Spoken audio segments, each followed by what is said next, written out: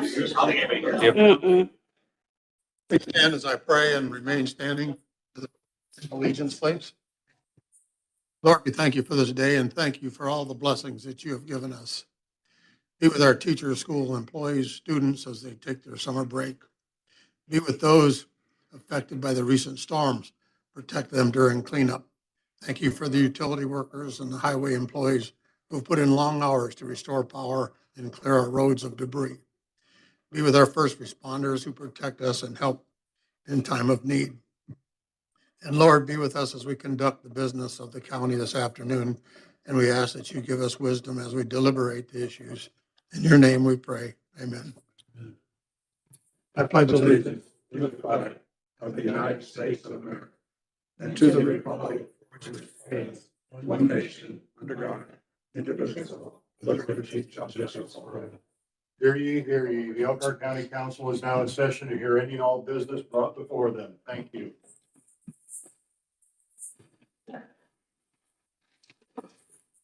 Welcome, everybody, to the Elkhart County Council June 18th, 2026 meeting. Desiree, will you please call the roll? Mr. Bielski, Here. Mr. Clark, Here. Mr. Graham, Here. Mr. Hess, Here. Mr. Rudiger, Here. Mr. Stump, Here. Mr. Young. Here. So you've all received minutes for the May 21st, 2026 meeting. Are there any corrections, changes? Motion to approve. Second. It's been moved and seconded to approve the minutes as submitted of the May 21st, 2026 meeting. All in favor, say aye. Aye. Opposed, say no, and that passes 7-0. Committee reports, commissioners report. Evidently so, you're ready to go. Good afternoon, Brad Rogers, County Commissioner. So with the events of the last week or so, I wanted to kind of give you an update. Today, during an emergency meeting, the County Commissioners extended the emergency declaration for another 7 days. So I believe through next Friday. And then just to update, this is the current damage assessment that is still ongoing, I might add. 17 homes were totally destroyed. 64 were had major damage. 101 had minor damage. 291 were affected in some form or fashion. And we still have 60 unknown addresses which have come in recently and they need damage assessments, and we're working on that currently. Kudos to Jen Toby and her people and all the ones that are involved in damage assessments. They've done a great job in helping us out in that regards.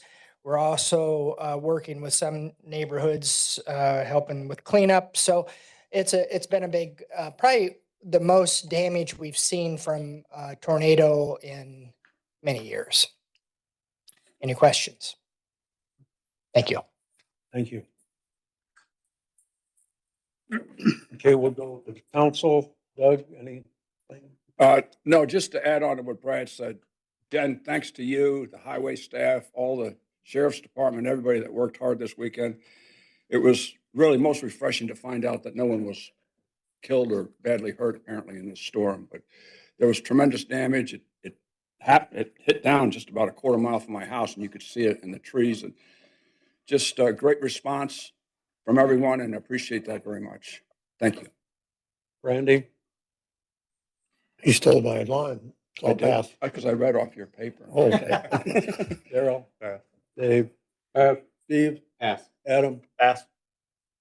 Sheriff, anything interesting to report? Yes. Well, that was rather quick. Okay, so the first item of business we have is to appoint somebody to serve 4 years on the Middlebury Public Library. And we had a policy on how we were going to do this. At the time, it was going to be done at our Finance Committee meeting, but we no longer have the Finance Committee meeting. So we decided we'd have to do it in the open council. And we have 3 candidates for this position. We're going to ask them to come up one at a time and give a 3-minute talk on why they want to be on the library board or what their plans are, basically what they want to talk about. And then if the council has questions, we'll question the person after they speak. There will be no public comment. And after everybody speaks, then we'll take a vote on the candidates. That's, and that'll be a roll call vote, and we'll vote for either as we go through. At least I haven't talked with Steve about this, but as we vote, we'll tally the votes, and then the one with the most votes will win. Yeah, and I guess we could base it off of how the old one was, and if somebody for some reason did not have enough. So you Yeah. have to have 4, wouldn't you? Yeah, I guess if you Little didn't, second then you vote, would drop the drop one, lowest. yeah. Yeah, that's how we were going to do it. in the Okay, finance so band, let me ask you this. I've been thinking about this. If there's a 3-2-2 vote, It couldn't be. Couldn't be, unless somebody doesn't vote. 3-2-2. that's- 3-2-2, yeah. Yeah. 3-2-2 equals 7. That's 8. 3-2-2, yeah. Let's, if we get there, then we'll Yeah, go from you're there, I right. guess, because Well, they're not in order. That's one. So what did you say we did? I'd say let's wait till we go through. Wait till that happens. That would be an unusual circumstance. Okay, so the first lady on the agenda is Constance Zentz. Hello, just to tell you a little bit about myself, I graduated from Grace College and after that went on to get my master's in math education. I taught for 6 years in the public school and that was a great experience. But then I started having children and my husband and I decided to homeschool our children. And because we homeschooled our children, the library was an extremely important part of our lives. It was a joy to go get books and the kids really love to learn that way. So now that my 9th child is graduated, I'm ready to start service outside the home. And so to serve Middlebury, which is a wonderful place to live.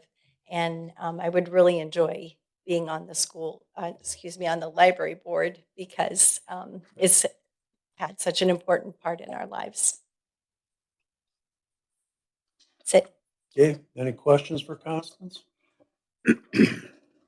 Anybody? Okay, thank you. Thank you. So the next candidate is Mary Dieters Hesser. Hello, I'm a 40-year resident of Jefferson Township. I am currently on the board and am serving as treasurer. You asked in your application what I thought the most important issue in front of the board or library board is today, and I'm going to tell you it's finances. The changes in the state, the recent passage of the bills, and that we're all kind of playing catch up with that, trying to figure out how that's going to shake up. 2 important issues that every library board member has to address.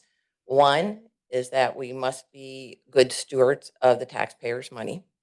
And 2, we must be advocates for the library. So every decision that is made and during a library board meeting, I can only speak for myself. Those 2 issues are the ones that weigh the heaviest on me. Is what we plan to do, what we decide, is it the best for the library and our community? And is it a useful and, you know, I'm losing my words here, but a useful use of the taxpayers' money. So that's what I have to say. Any Any questions? questions? Okay, thank you. Thank you. The last applicant is Pam Kaiser.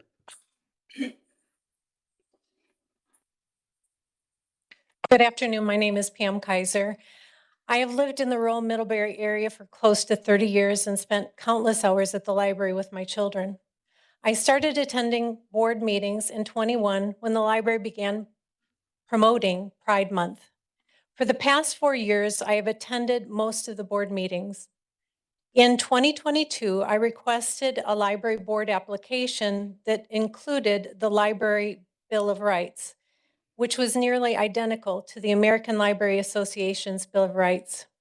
The ALA undermines parental authority and promotes sexually graphic and explicit materials that many community members find inappropriate for children. The ALA influences local policies and personnel. Our library is closed this Saturday to allow employees to attend their conference. The ALA's ideology has caused 14 states to end membership or introduce legislation to defund memberships. Middlebury is suffering as Indiana lags behind. As a library board member, I would pursue alternatives to the ALA and promote policies that respect parental authority and reflect community values. Equally important is fiscal oversight. Every year since 21, the board has approved 6 to 8% raises for library employees, along with annual bonuses ranging from $750 to $1,000. During the same period, the director's PTO has increased to 45 days per year. For context, my son has worked as an engineer for General Motors for 10 years and receives 25. My husband has been with the same company for 33 years as the chief financial officer and receives just 15. 45 PTO days for a library director's position is excessive and demonstrates a clear lack of restraint in spending taxpayer dollars. Additionally, our town marshal earns approximately $92,000 a year, and EMT and firefighters average in the mid-70s. Given the risks and demands of those positions, it's difficult to justify the director's projected salary of $109,000 this year. Recently, the director proposed a policy that would allow employees to donate PTO hours to colleagues in need. Initially, the idea received strong support from board members. However, after one of the members raised concerns, the policy was tabled and never adopted. Board members matter. Most board members have seldom questioned the library director's initiatives. My appointment would allow another perspective that will represent community principles and not ALA ideology. I am asking for your consideration for this appointment, and I can answer any questions you might have. Okay, any questions? Okay, if not, All right, thank Thank you you, for your Pam. time. okay, so the way we're going to do this is Desiree is going to read the roll. And as she calls your name, you will vote for either Zentz, Hesser, or Kaiser. Kaiser, I'm sorry. And then we'll total up the votes and see who the appointment is, and then we'll make a motion to make that person the appointment. So, go Mr. ahead. Kwiatkowski, Hesser. Mr. Clark, Hesser. Mr. Graham, Hesser. Mr. Hess, Hesser. Mr. Riecksecker, Hesser. Mr. Yuan, Yes, sir. and Mr. Stone. Zentz. So Hesser wins the nomination. So is there a motion to appoint her as, Move to appoint Mary Hesser to the Middlebury Public Library. is there Second. a second? Okay, any comments? It's been moved and seconded to appoint Mary Hesser to the Middlebury Library Board for a 4-year period. All those in favor say aye. Aye. Those say no, and that passes 7-1, or 7-0. Okay, with that, thank you, ladies, for your applications and interest in that position. Next item, we're going to move to our additional appropriations, and each request will be handled separately by the board, and I will give the public and council members, as a part of the public hearing process, an opportunity to comment after presentation of the appropriation request. When no further comments are made on the specific request, the public hearing will be deemed closed and the council will vote on the specific request. Okay, we're ready for the first one, I guess. Emergency management, asking for $2,500 from the military and first responder grant. Good afternoon, Jennifer Toby, Emergency Management. This is a grant that we received from Walmart. Ironically, we have asked for line down tools for doing damage assessments. We'll have them for next time. I feel like this is a really good time to ask for a request. No, this was on, I missed last month. It was supposed to be last month, but I didn't have You time. knew it I'm was- sorry. But it's 100% reimbursement. Okay. Hey, Jen, we talked before we vote, we talked this week when we were together. Can you kind of go over how much we've received so far towards the radios, where we're at? Uh, I told you I was gonna ask. I thought you wanted that for when emergency management talks before the budget. So I'm gonna do, but do you have a roundabout? know you I don't- do. So we have received $75,000 from EMPG for last year's salaries. Right now, I haven't come to you yet, but I'm verbally approved for $40,000 from AEP for our radio programs or radio purchases that we have a 5-year plan for. Man, we've received $9,000 from like 3 different companies for weather radios. We were able to purchase 301 weather radios. And then District 2 just approved 8,700 for me to bring in 6 satellite phones with 1-year activation to replace the one. We have 2 now that are obsolete. They're purchasing 6. 2 are for my office. 1 I'm placing with the City of Elkhart Fire. 1 I'm placing with the City of Goshen Fire. All 3 of us have agreed to take on the maintenance and sustainment because it's already in my budget. And then 2 of them we're actually placing in Kosciuszko County because we partner with them a lot. That's kind of where we're at off the top of my head, but And the reason I want to bring it up here, I know I told you for. yeah, budget, but sorry. We have a pretty large audience here, and I do Sure. want to, all the work that Jen's put into this. So the radios at the end of the day are gonna be about 239,000 Yeah. to replace them all. And we've asked her to kind of sidestep it a little bit a year. And all she's doing is just keep getting those. And I think by the end of the day, we're gonna be pretty close to fully funding these with her hard work from her and her team for grants. Thank you. There's some of the extra stuff we do is we're looking at tightening budgets and not spending as much, Mhm. is looking for other methods. And there's a lot of great partners out there. Mhm. And I just want to give you kudos because you're doing a lot. You bring a lot of money to this county. Thank you.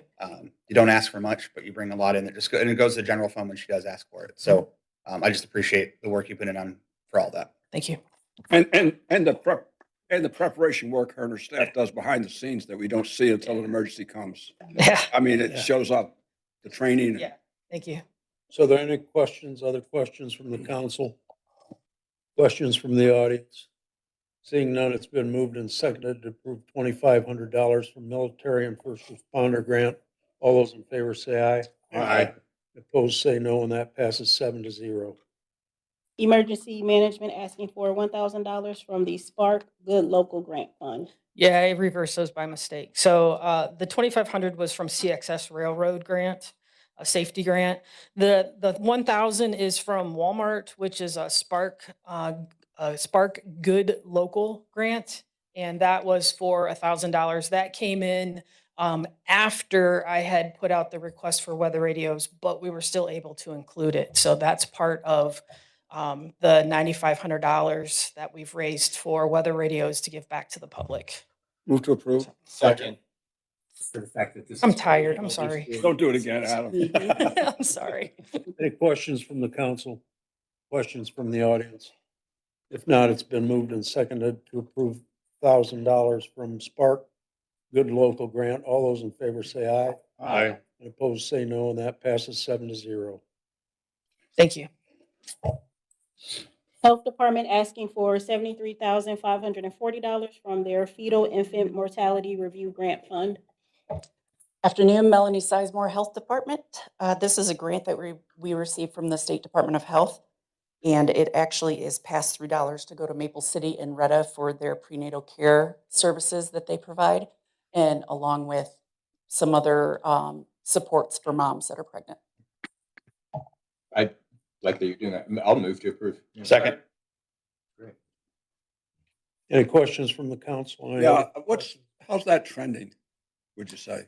We are so much better than we were. Okay. So, I just- yeah, Yeah, we were close to 9 and now we're down, this year we're at 6.6. Oh, great. And what's the state? What was the state number again? 4 something? Was it? 5.2, I think, Okay, something like that. so we're advancing.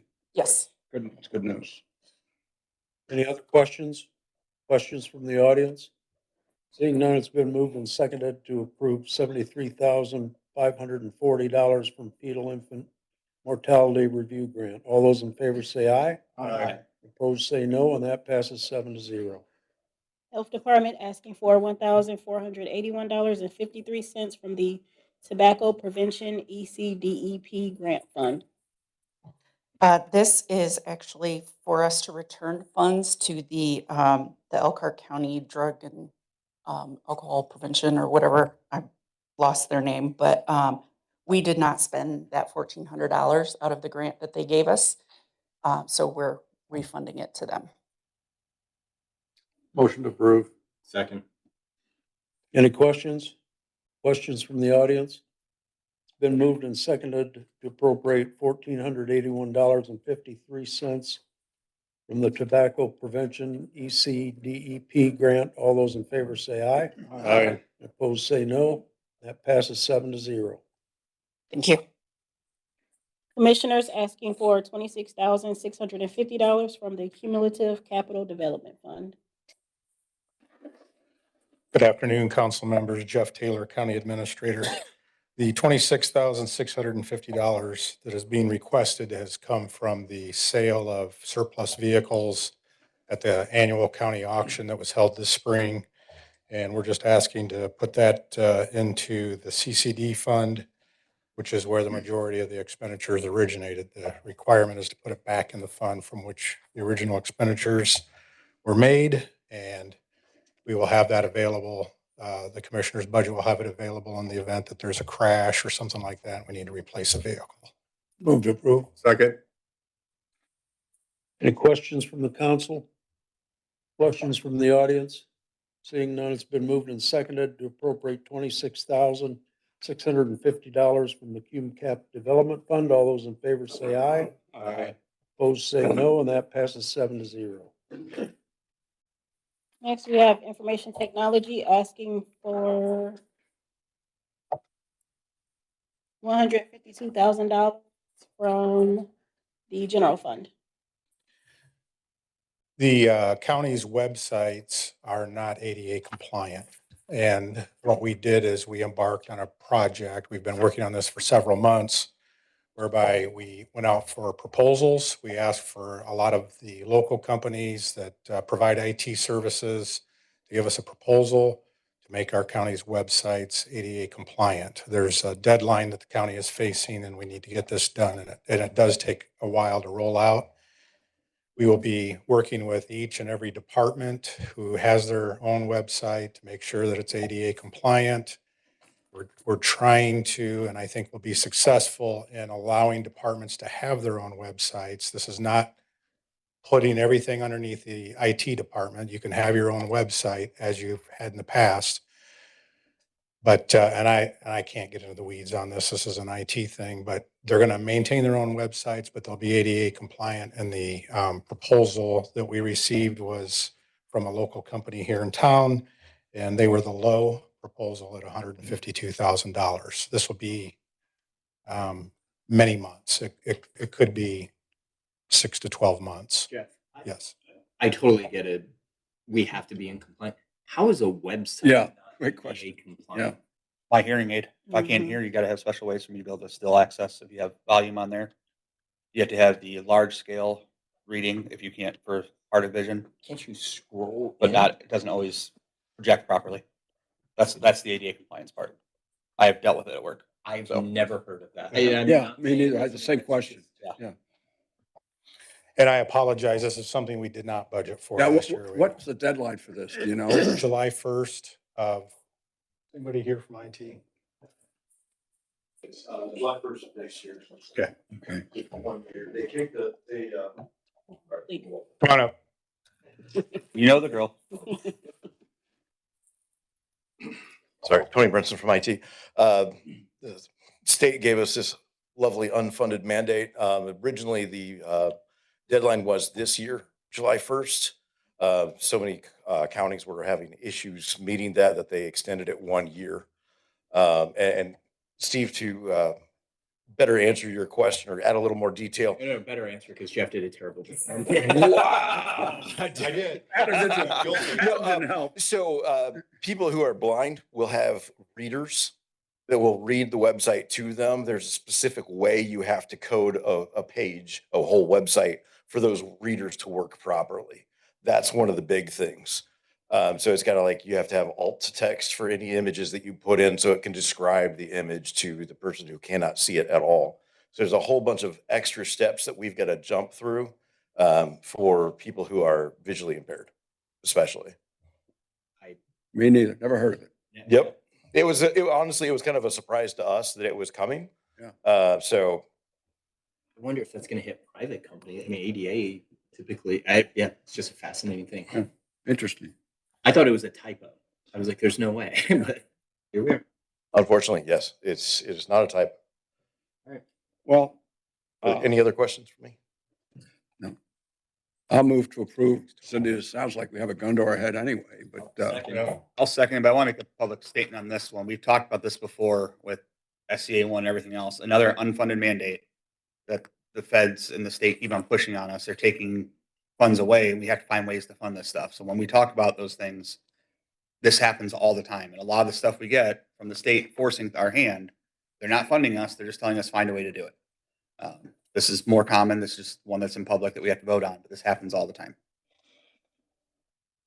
Any other questions or comments? I'm kind of a Luddite. But if you didn't have a website, you wouldn't have to comply.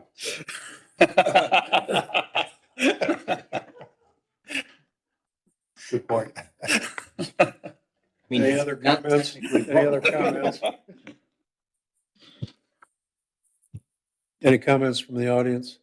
Seeing none, it's been moved and seconded to appropriate $152,000 from the general fund. All those in favor say aye. Aye.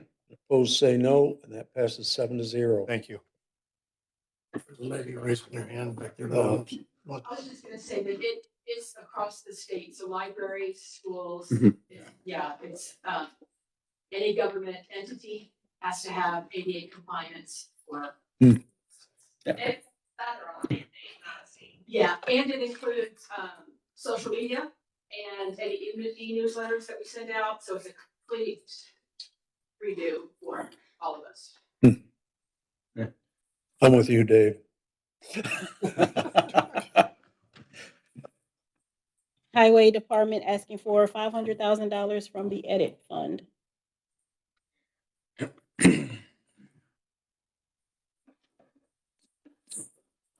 Good afternoon, Council. Kyle Wagner, Highway Department. This appropriation for $500,000 is to cover a repair of a major erosion at the roadside slope failure along the Elkhart River on the west side of County Road 115 between Jerry Ann Drive and River Road Lane. The funds are for preliminary engineering design, right-of-way, construction, and associated costs. These costs are based on preliminary estimates, and we may need future funding in the later date. So I have a question about this. How far is this from that bridge we're doing the work on? It's not that far, is it? Which bridge? We're doing a bridge on 18. County Road 18. Narrow that down. In the same general area, isn't it? I mean, I'd say it's probably about 5 miles from is it there. that far? I Yeah, just want to make sure we didn't. yeah, both have two roads. southeast of that bridge. Yeah, no, it won't be done at the same time. Okay. So that's gonna be an expensive operation for that type of problem. I mean, I don't know what it's gonna cost, but it'd be a couple million, I'm sure, after this 500,000. So as Is of there- right now, it's an estimate of 500,000, based off of the County Road 19, near Indiana, County Road 21. We're going through that process as well, and on that slope stabilization. So we're just kind of basing it off of those projections as well. Well, this is usually done with gabion structure and build up Islands and from pilings and so forth. Yep. It's At some point, this is on the Elkhart River, Elkhart River, yes. is there any opportunity to move the road? At this time, I couldn't answer that Yeah. right there. Yeah. I don't know either. I mean, are there residents all along there on the? They'd be on the east side. Yeah. Yeah. So about all you can do is give you instructions and Yeah. work from the. And then the north and south side on the west side is neighborhood subdivisions. I know we do bridge inspections, but do we do any kind of road inspections for retaining areas like this to maybe prevent the big expenses from coming? I'm just curious. Not contracted. It's not usually something we look for. It kind of just signs start to show. We're currently right here, there's guardrail that blocks that area. And over the past few years, it started to make its way down the hill and start to angle out. Yeah. So that's what brought this on. Well, it's been that way. I mean, it's been doing that way for a long For a long time. And time. same with that curve there on County Road 21. Or by the river. Yep. North of the city's environmental center. Yep. So we don't have any recourse with the state on that I to don't help believe us so, pay no. anything No. there. Since it's their river, not ours. I'm going to say no. And Do it's, we have any environmental issues to deal with the river, with doing some work in the river area? I'm just. So you'll have to be in contact with DNR, IDEM probably. So it'll be a lot of permitting to be able to work through there. okay, any other questions? Is there a motion? Motion to approve. Second. Any questions from the audience? Seeing none, it's been moved and seconded to appropriate $500,000 from the edit fund.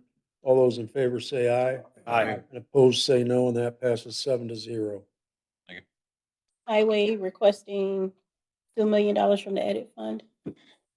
So these funds will be used for our road paving and construction for the 2026 year, for road paving, chip seal, construction, and other associated costs. Move to approve. Second. Any questions from the council? Questions from the audience? Seeing none, it's been moved and seconded to appropriate $2 million from the edit fund. All those in favor say aye. Aye. And opposed say no, and that passes 7-0. Planning and Development asking for $800,000 from the Middlebury Southeast TIF Fund. Good afternoon, Council. May Hope, Planning and Development.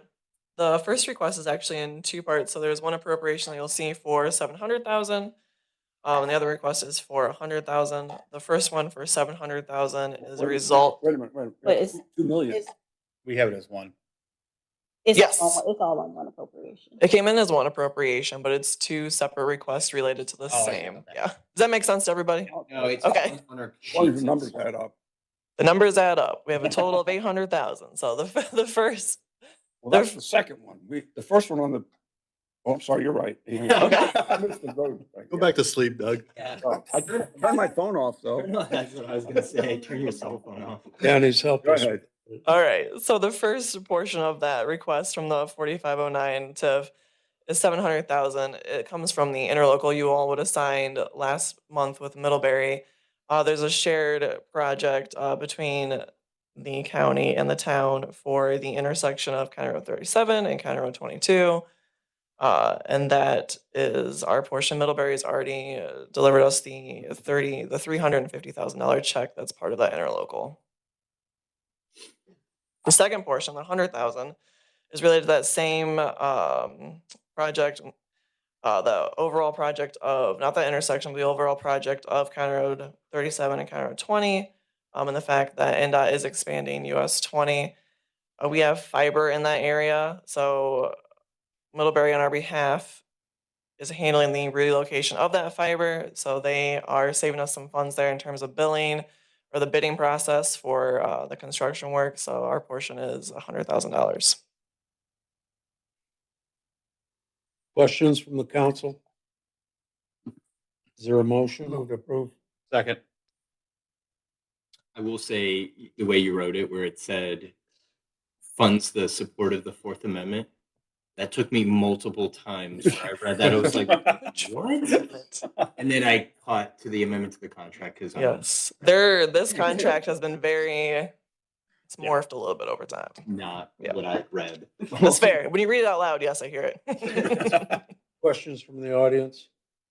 Seeing none, it's been moved and seconded to appropriate $800,000 from Middlebury Southeast TIP Fund. All those in favor, say aye. Aye. Opposed, say no, and that passes 7-0. Planning and Development asking for $1,500,000 from the Northwest Gateway TIF Fund. So this one is labeled incorrectly. This should say the Northeast Corridor or County Road 6, County Road 17 TIF. It is the right fund number though. This request comes from County Commissioners Landlocked Property. So we've worked for, I've been told 20 years, and I've been involved for the last 4 years on, getting this roadway in the right position based on the pipeline and getting the surveying in line to make that happen. So this does complete that road access. So those landlocked parcels that the county does own are accessible. Questions? I'm not opposed to it. It's a lot of money. Well, Steve, this is the access road to the new park I that know we're, that okay, you've been wanting, but on corner 17. We don't own long the is park it? yet. So but- I'll speak a little bit to that, and Daryl can probably help out with this too. RDC did deliberate about that. Hey, why is that cost so high? We have asked based on highways engineers reviewing. So the engineer firm JPR has looked at it. They've estimated a little bit on the low end. Our highway team's kind of reviewed and looked at it. We estimate it's going to be closer. We as a highway, not myself, have estimated that it's closer to $1 million, not 1.5. But we are asking the 1.5, so we don't have to come back for an additional appropriation for it. At the time, Steve, we had a lot of discussion, redevelopment.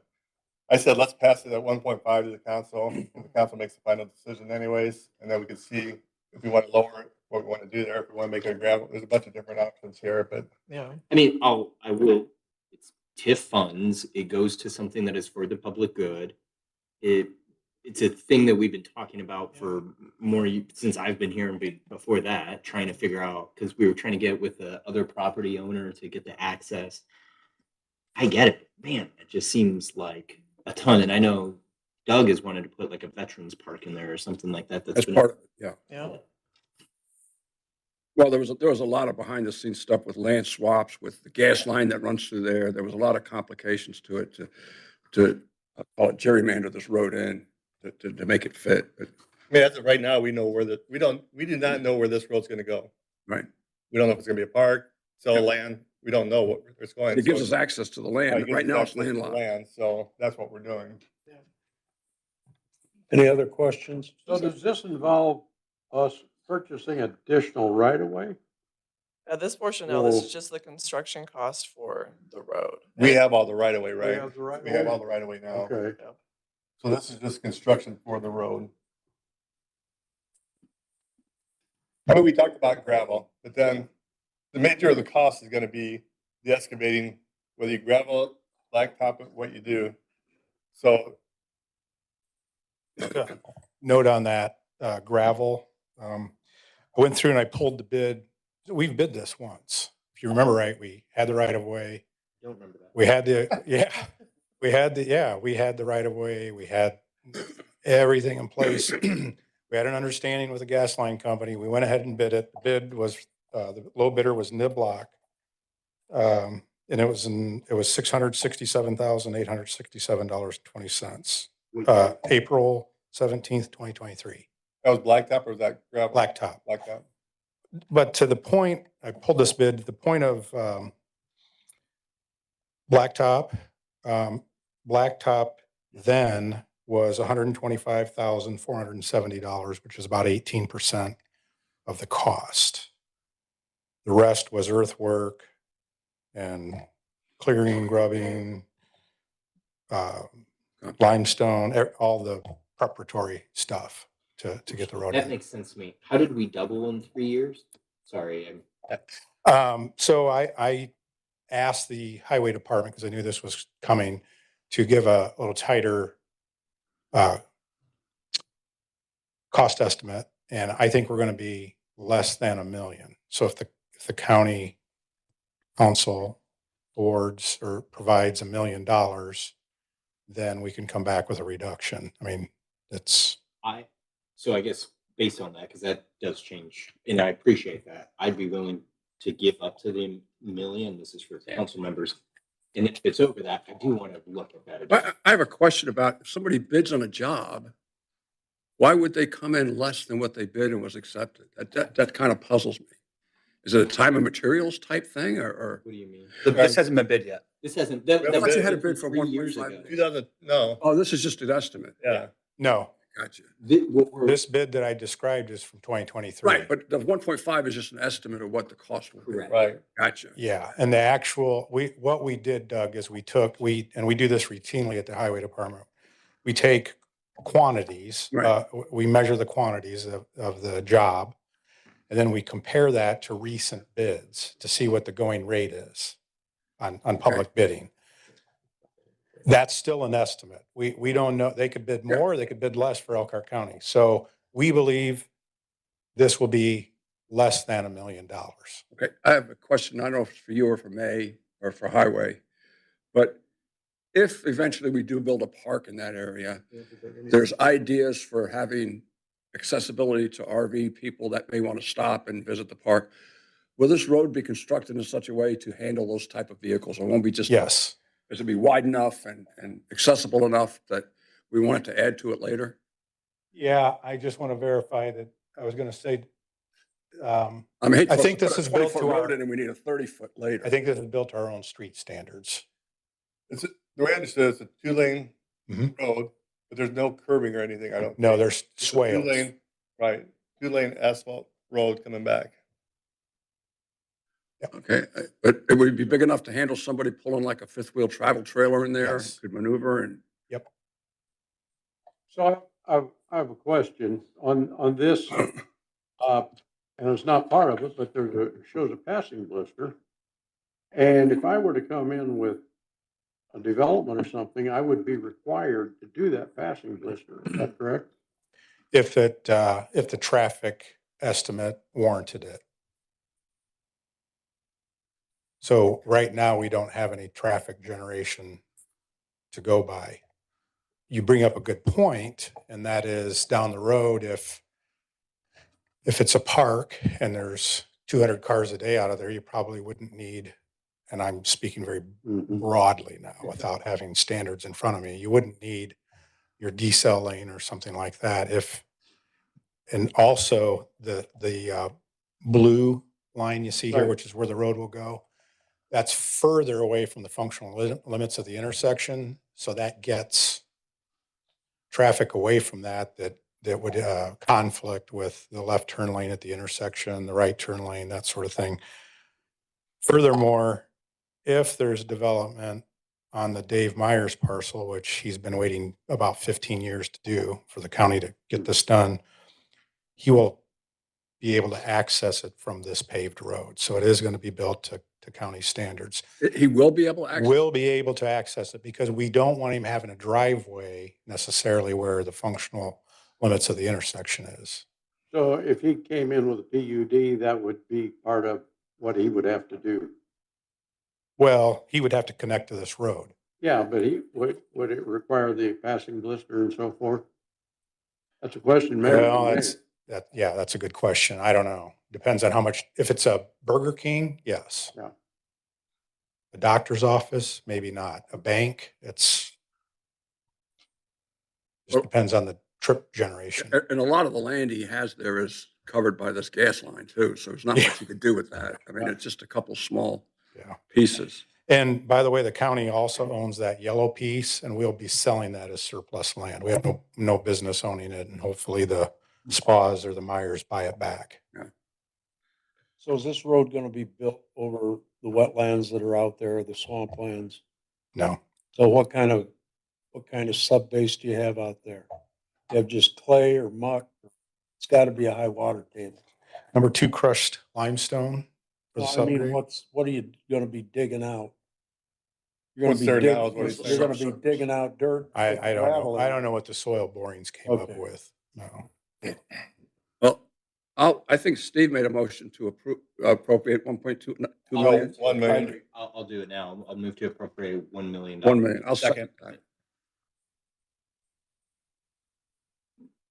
that. Okay, any other comments? I guess I'd be inclined to gravel it, put limestone on the top and put this on your road program next year. Might be a way to massage that a little bit and not pay a big chunk for some asphalt that Yeah. We've been working with this with the homeowners too, so we gotta think about the homeowners, what, if he's gonna develop that, we kind of said there's gonna be a road there, but.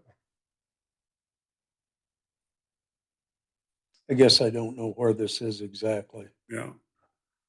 Is this around? The traffic light. 26? There's a traffic light at County Road 20 and 17 and 20. There's a traffic light there now. It's just to the southeast corner of that.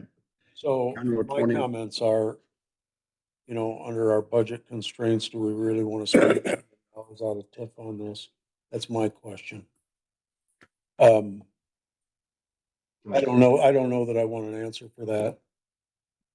But I know my answer that I'm gonna have. Where are we on the concept of a park? I mean, there's been discussion. Yeah, Rhonda's coming.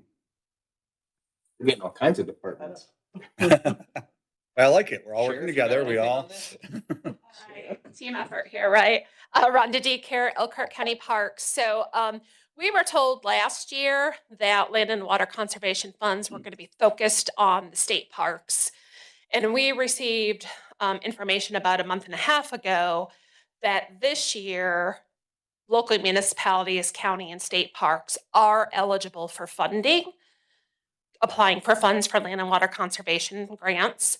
And then they're going to alternate with state parks. So every other year we are eligible on even years.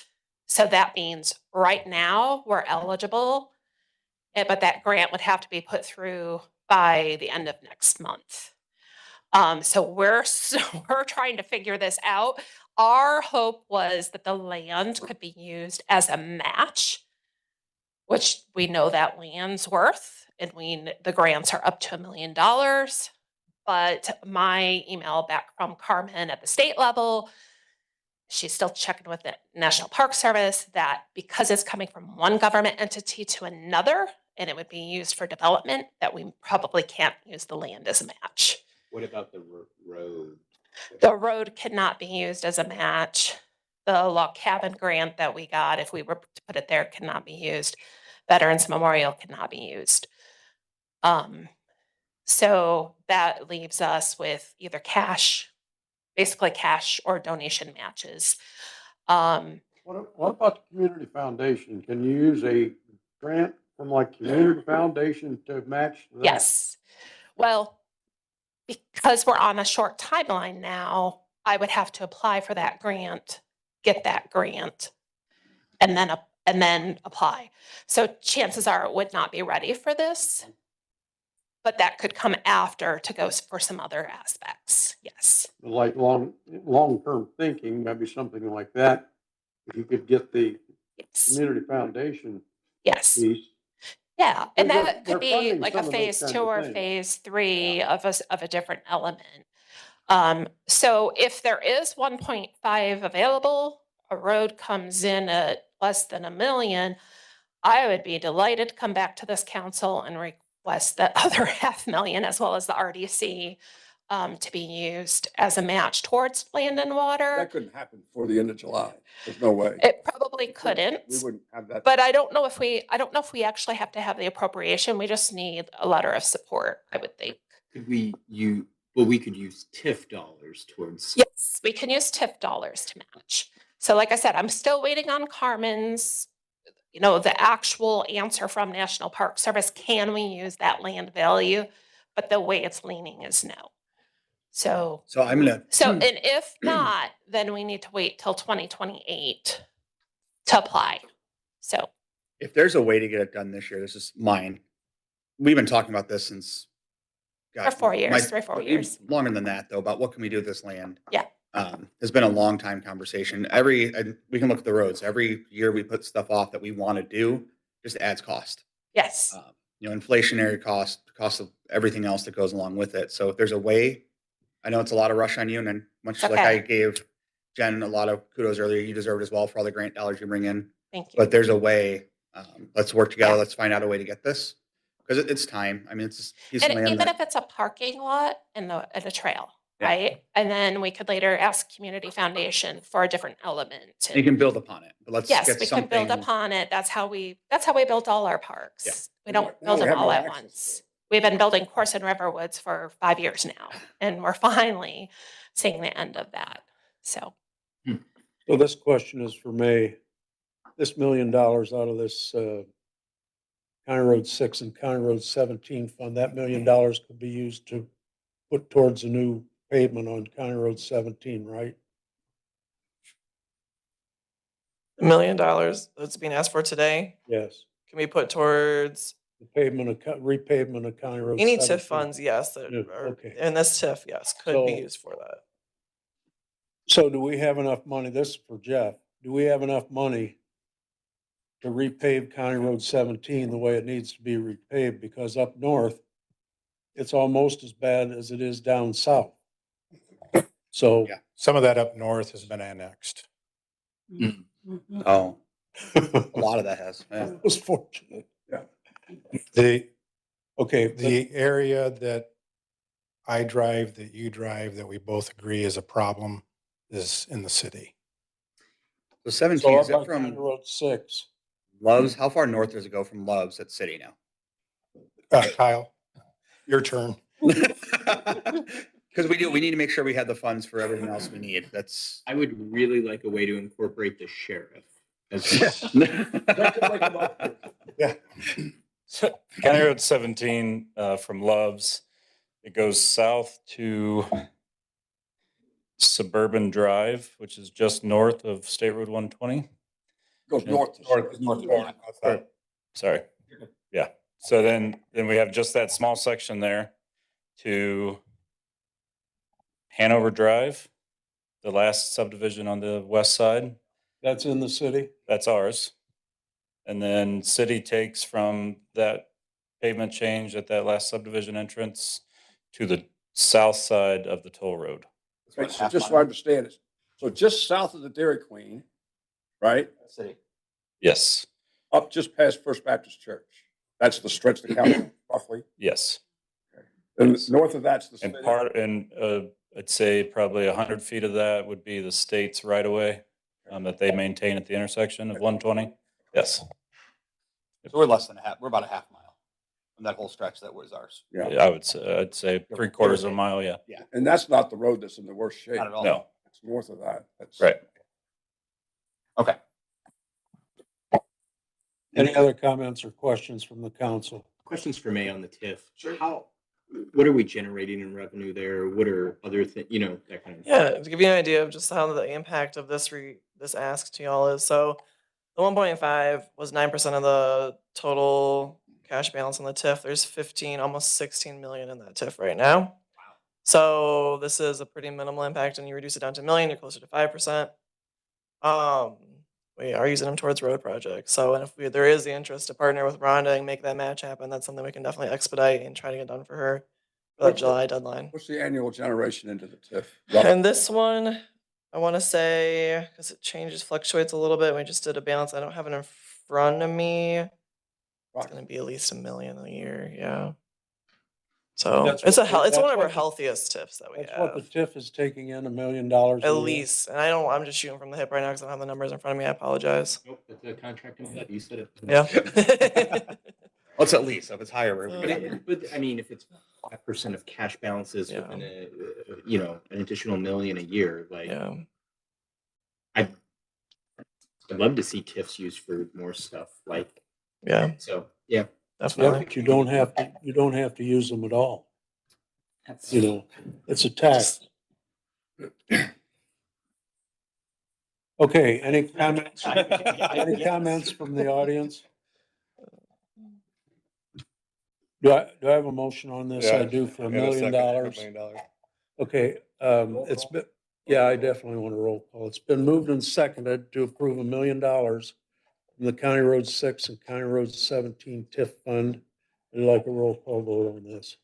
Mr. Bielski, Yes. Clark, Yes. Mr. Graham. Yes. Mr. Hess. Yes. Mr. Riecksecker. Yes. Mr. Young, Yes. Mr. Stump. No. So it passes 6-1.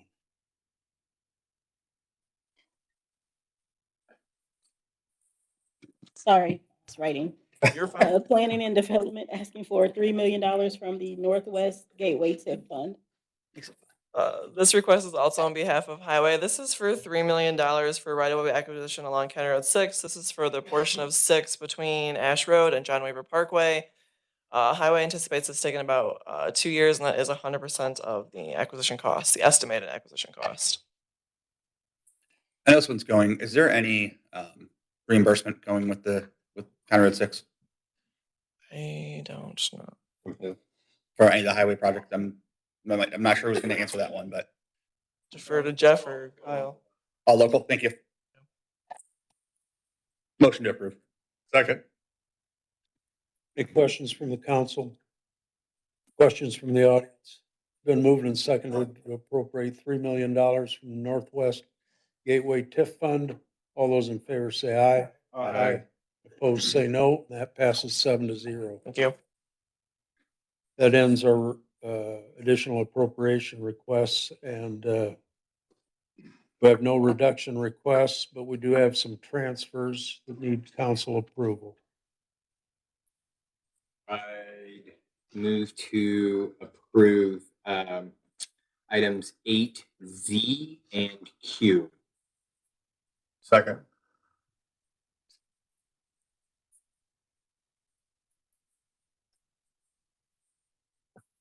Okay, so it's been moved and seconded to approve transfers Z and Q. And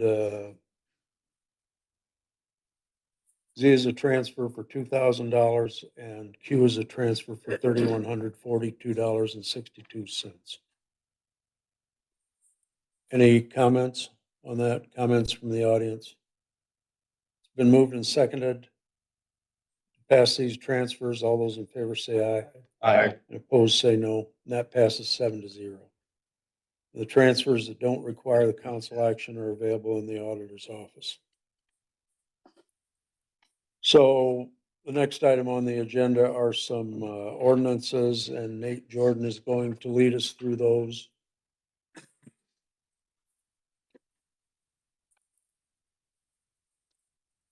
Nat Jordan, Yoder, Leomer, and Buckingham, County Attorney's Office in Goshen.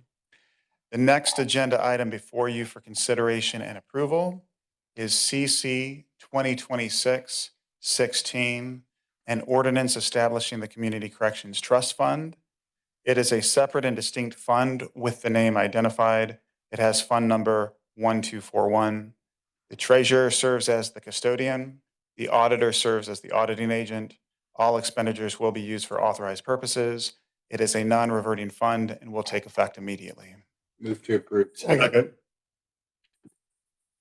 Okay, any questions from the council? Questions from the audience? Seeing none, it's been moved and seconded to approve CC 2026-16. All those in favor say aye. Aye. Opposed say no, and that passes 7-0. The next agenda item before you for consideration and approval is CC 2026-17, an ordinance establishing the Military and First Responder Grant Fund. It is a separate and distinct fund with a name identified. It has fund number 9181. The treasurer serves as the custodian. The auditor serves as the auditing agent. All expenditures will be used for authorized purposes. It is a non-reverting fund and will take effect immediately. Move to approve. Second. Any questions? Questions from the audience? It's been moved and seconded to approve CC 2026-17. All those in favor say aye. Aye. And opposed say no, and that passes 7-0. The next agenda item before you for consideration and approval is CC 2026-18, an ordinance establishing the Spark Good Local 4933 Grant Fund. It is a separate and distinct fund with a name identified. It has fund number 9182. The treasurer serves as the custodian. The auditor serves as the auditing agent. All expenditures will be used for authorized purposes. It is a non-reverting fund and will take effect immediately. Move to approve. Second. Any questions? Questions from the audience? I would just make a comment for people who don't come often. For the grants we got earlier, now we have to establish a fund for them. So this is a procedural thing more than anything. Government efficiency at best. Here we are. Any other questions? So it's been moved and seconded to approve CC 2026-18. All those in favor say aye. Aye. And opposed say no, and that passes 7-0. The next agenda item before you for consideration and approval is CC 2026-19, an ordinance establishing the Park Special Non-Reverting Capital Fund. It is a separate and distinct fund with a name identified. It has fund number 1178. The treasurer serves as the custodian. The auditor serves as the auditing agent. This fund will receive revenue from entry parking fees, including motor vehicle or other similar fees from any Elkhart County Park owned or controlled by the Elkhart County Park and Recreation Board or the Park and Recreation Department, and any other revenues as the county council may designate by ordinance as capital in nature. All expenditures are to be used only for acquiring land and interests in land for park and recreation purposes and making specific capital improvements to real property owned or controlled, including leased, by the board for park and recreation purposes. It is a non-reverting fund and will take effect immediately. Move to approve. Second. Any questions? Questions from the audience? It's been moved and seconded to approve CC 2026-19. All those in favor say aye. Aye. Opposed say no, and that passes 7-0. The next agenda item before you for consideration and approval is CC 2026-20, an ordinance establishing the Park Donation Special Non-Reverting Fund. It is a separate and distinct fund with a name identified. It has fund number 4909. The treasurer serves as the custodian. The auditor serves as the auditing agent. All expenditures will be used for authorized purposes. It is a non-reverting fund and will take effect immediately. Move to approve. Second. Any questions? Questions from the audience? If not, it's been moved and seconded to approve CC 2026-20. All those in favor say aye. Aye. And opposed say no, and that passes 7-0.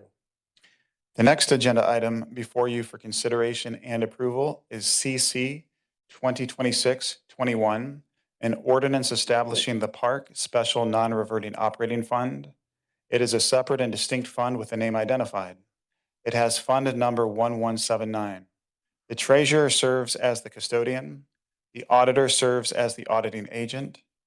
This fund will receive revenue from facility rentals, program event fees, sales receipts, equipment rental fees, and other user fees not designated as entry parking fees, other rental monies that may be derived in the future, proceeds from the sale of surplus personal property of the department, and funds otherwise designated by county council for this fund.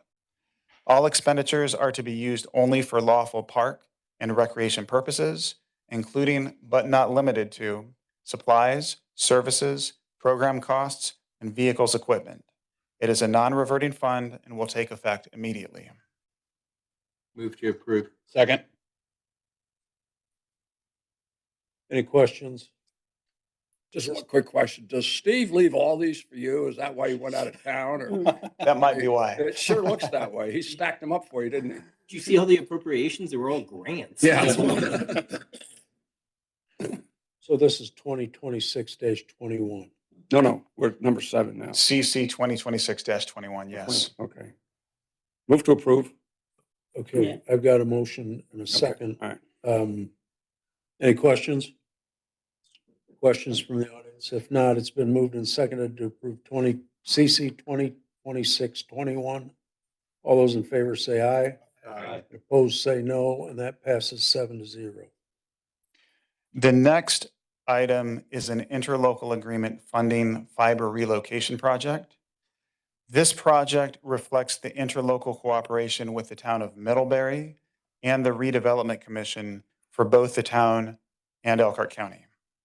This is a contracted project with Donahue and Associates, Inc. The estimate of cost was $89,603.80. The portion for Elkhart County is the $89,603.80, or 100% of the actual costs attributable to the county fiber relocation work. Move to approve. Second. Any questions? Questions from the audience? If not, it's been moved and seconded to approve an interlocal agreement funding US 20 fiber utility relocation project with the town of Middlebury. Those in favor say aye. Aye. And opposed say no, and that passes 7-0. Thank you. Thank you, Nate. Chris Steger, you're up next. Or Dave?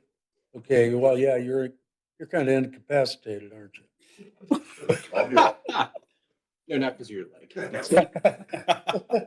You have to read something. Nope. Nope. David Damrow, Economic Development Corporation. I'm here to introduce Supersede, Not Wood. Supersede aims to replace obsolete building materials and superior products and modern manufacturing, utilizing an abundant waste mankind creates. Supersede produces, our products are 100% recyclable, produces lower CO2 emissions than traditional plywood, and uses locally sourced recycled plastic. The technology designed by automotive engineers enables microplants to be placed in the proximity of the waste streams, contributing to neighborhood cleanups. Supersede products outperform wood-based products in several areas, including custom sizing, waterproofing, termite resistant, consistent performance, mold and rot resistance, splinter resistance, UV stability, and fire resistance. Supersede aims to address issues of price volatility and reliability in a number of supply chain by offering fixed pricing, significant cost savings compared to traditional plywood, and an off-cut buyback program to minimize waste. By operating on a smaller footprint compared to traditional lumber supply companies, Supersede minimizes points of failure and reduces price fluctuations. They are here to discuss a new location here in Elkhart County. This project would require an investment of almost $9 million in personal and real property. It will create 50 new jobs with an average wage of over $74,000. Mike Musamelli is here to answer any questions that you might have.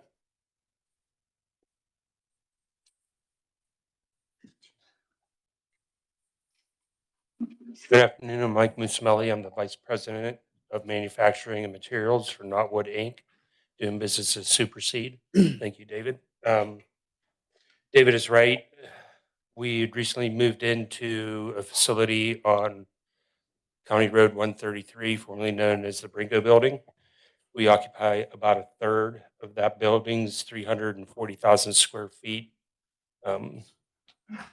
There's been significant upgrades in the facilities to include renovations of the entire office space in the front of the building, facing County Road 133. In addition, we plan on spending this physical year on upgrades to the electric, processed water, and compressed air systems of approximately $700,000 in the building. There are 3 extrusion machines that are currently in place and being installed and commissioned. That at CapEx was $2.2 million, and we're going to put another $25,000 in IT and security upgrades.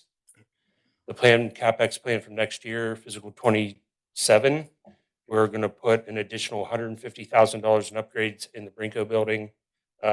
We have anticipated outlays in capital equipment of 5.55 million, $225,000 approximately in R&D equipment. Half of that is probably going to be pulled forward into 2026 as we expand our product portfolio. We had recently got approvals in transportation for tractor trailer doors. So our first load's going out, and we are additionally getting into the tongue and groove. So not only are our 4x8 sheets smooth edge like a marine, police and marine plywood, we also can tongue and groove it. Now, we are also expanding our product thickness. We currently have half, 5/8, and 3/4. We're going down to 3/8 and 1-inch thickness. And we are also bringing an additional machine in Q4 of this year that'll make a sheet that is as wide as an RV trailer. And it will make it as long as the OEM RV manufacturer wants. And we're going to put additional CNC routing machine that will actually puncture all the heater outlets, the toilet, where the toilet is, where that is, and all the water outlets. So it'll be just one piece, and the manufacturer can just lay that on the trailer, and no multiple sheets. Am I, Chris, and or you, I guess, whoever, but is this the Brinko building's the one that has kind of been a blight, for lack of a better term, that trying to renovate and do Yes. something with? Yes.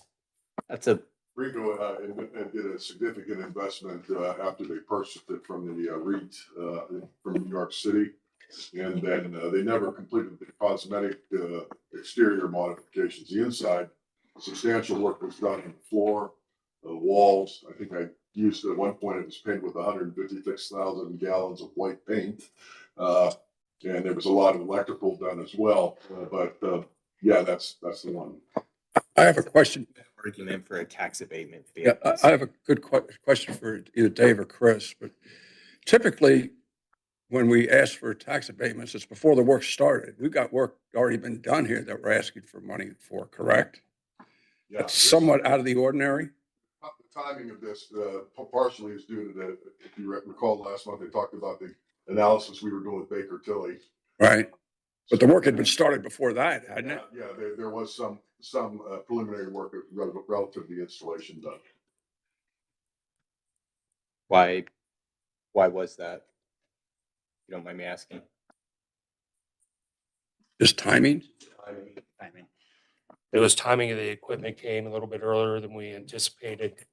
We've had a couple new customers come on board, and there was the transportation, the doors on the tractor trailers was one thing. And we've been going through trials with what's called a bevel board. And a bevel board, for those who aren't familiar with RV, is the board that goes in the slide or the slide out. And ours is one piece, and the bevel's already in it, and it doesn't. It's like Dave said, it's moisture resistant. It has UV protection, and it's antimicrobial, FR resistant, and it's the same price as a marine board, and it's the same weight, if not lighter, and it has a higher R value. And we're trying to manufacture those boards right now. What about the strength of the product compared to plywood? So when you install it, there's a physical property called creep, and creep is what it does when you install a piece of plywood between the floor joists.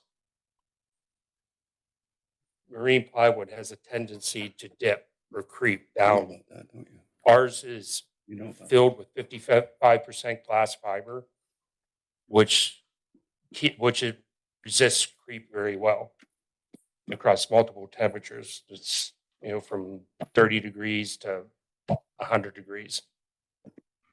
So it won't sag. So if you have a piece of furniture on it, it won't sag. This question might be for you or Chris, because I'm not sure who all fills out the form all the time, I know. But section 5, the waste converted, is that an annual number or is that over the life of this abatement? Because it says 22 million pounds. Is that annual? Processing, I'm sorry? you know, how much plastic pellets or waste are in the process? So what our consumption is going to be approximately 22 million pounds. Right, is that per, That I mean, does- per that year does not- or? Per year. Right, is that per year though, or is that over the That's 5? per year for Okay. this site. This site is 6 times larger than our Phoenix facility. And then my follow-up question, because I've worked with some plastic recycling in the area. Do you guys have you talked with the RV? Have you contracted any of them yet? And the reason I ask is when I was trying to help some of my clients in the past, the RV figured out it was cheaper to take it to the dump than it was to recycle. We have a return program. Matter of fact, we just spent $140,000 on a recycling grinder. And what we're going to do, what will be done is we will go pick up all the RV and boat manufacturers' drops, and we bring them back and we'll grind them and then we'll immediately put them back into the product. That's an addition to ours. Without them having to, so they're not. I appreciate that a lot Yeah. because I know there's a lot that's been going to the dump because we haven't been able to do that. So we're keeping the plastics out of that. So I appreciate. Thank you. We currently have some of those drops on the floor in Bristol. So, and the grinding machine will be delivered next week, and that machine will take a complete 4x8 sheet of our product and grind it in one shot. Are you already producing product out of that, or all this is building up to that? We're building up to it. We've already put recycled material through the sheet lines, both up the first 2. But we haven't produced we haven't produced sheet on them yet. We anticipate that being sometime next week. Well, I'm somewhat excited about this since I replaced the floor in my slide out last year because it rotted because it was plywood. This will not do that. Too late. It will not rot Maybe at all. Maybe next time. I'll just make a statement, I guess, to the three of you. I'm really struggling with this. And my struggle is, I think we try to use tax abatements and enticements to get businesses to invest in our community. Maybe to tip the scales versus here versus Michigan versus Ohio, whatever. But to give you a tax abatement, for lack of a better term, on something you've already purchased, I have a hard time with because I think the normal process would be it should be an inducement to come here. But on the other hand, we have businesses that want to do additions to their building that we give some tax abatements to when they make further investments. So I'm really trying to, in my mind, kind of, pardon my term here, it's kind of a biblical term, kind of split the baby here like Solomon did and figure out which is which was part of the original and which is part of the new investment. That's where I'm struggling with this. The new investment will be the $6 million in 2027. 6 million. 2027. Yeah. Yes, next year. In personal property? Yes, in CapEx. Coming here instead of going to Arizona. I mean, 150,000 of that will be, but then the additional building improvements that will be needed to install that equipment. But and then we're going to bring our R&D facility here,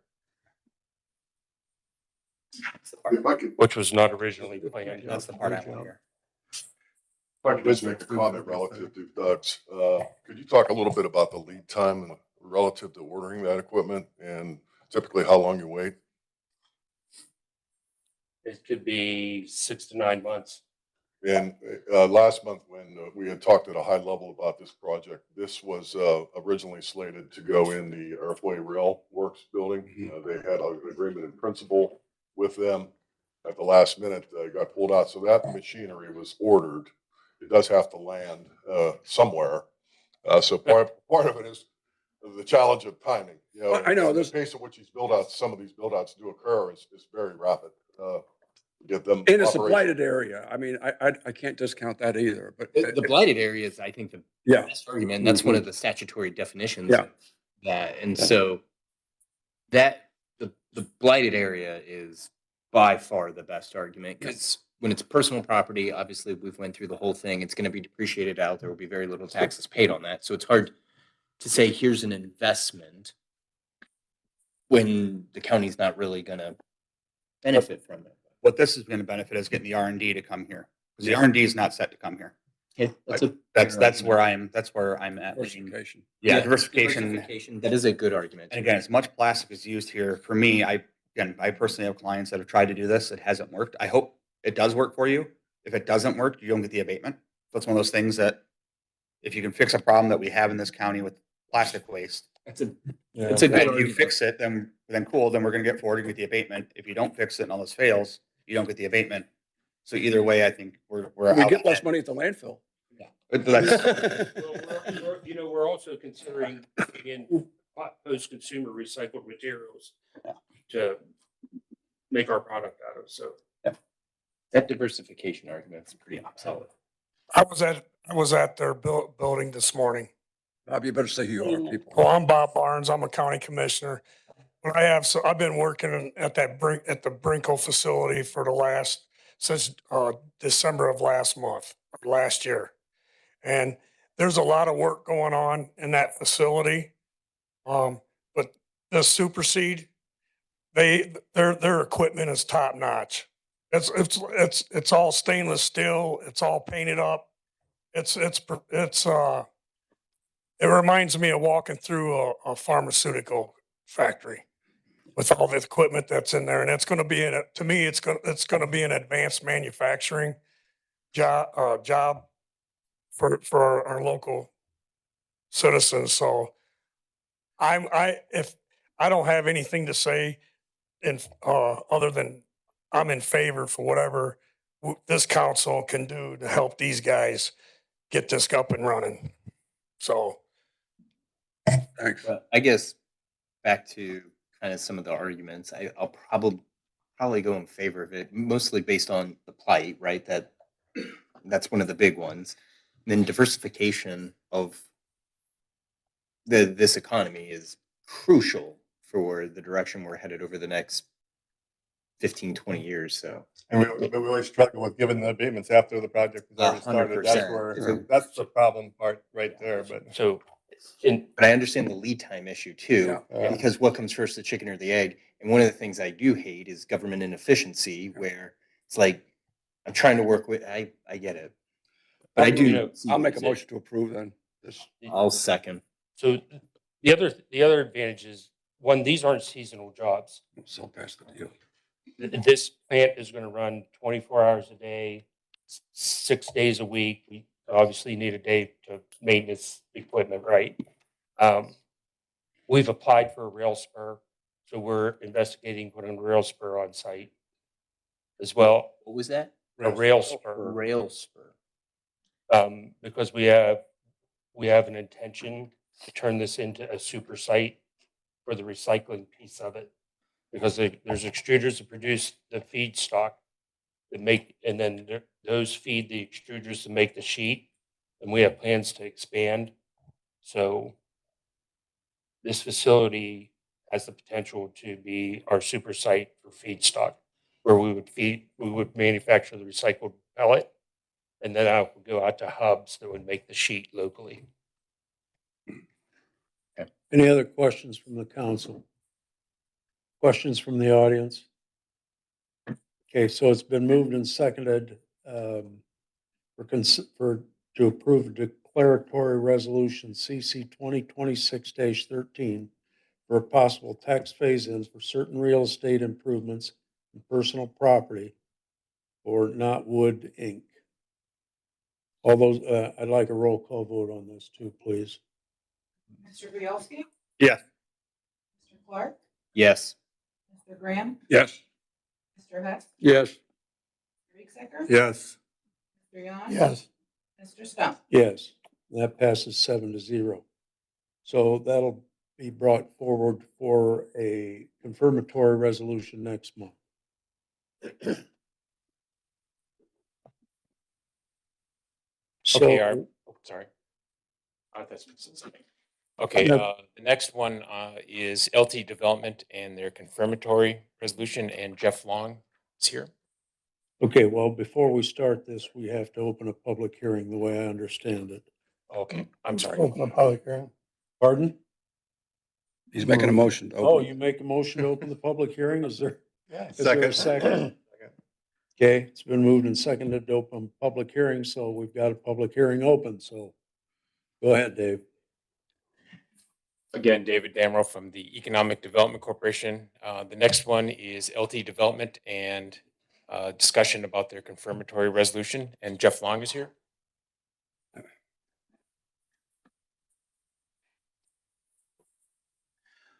Good afternoon. I'm Jeff Long with LT Development. Here to speak on behalf of what we would call LT Development, LT Aluminum for our future extrusion plant. I went through this last time. What would you like to know at this point?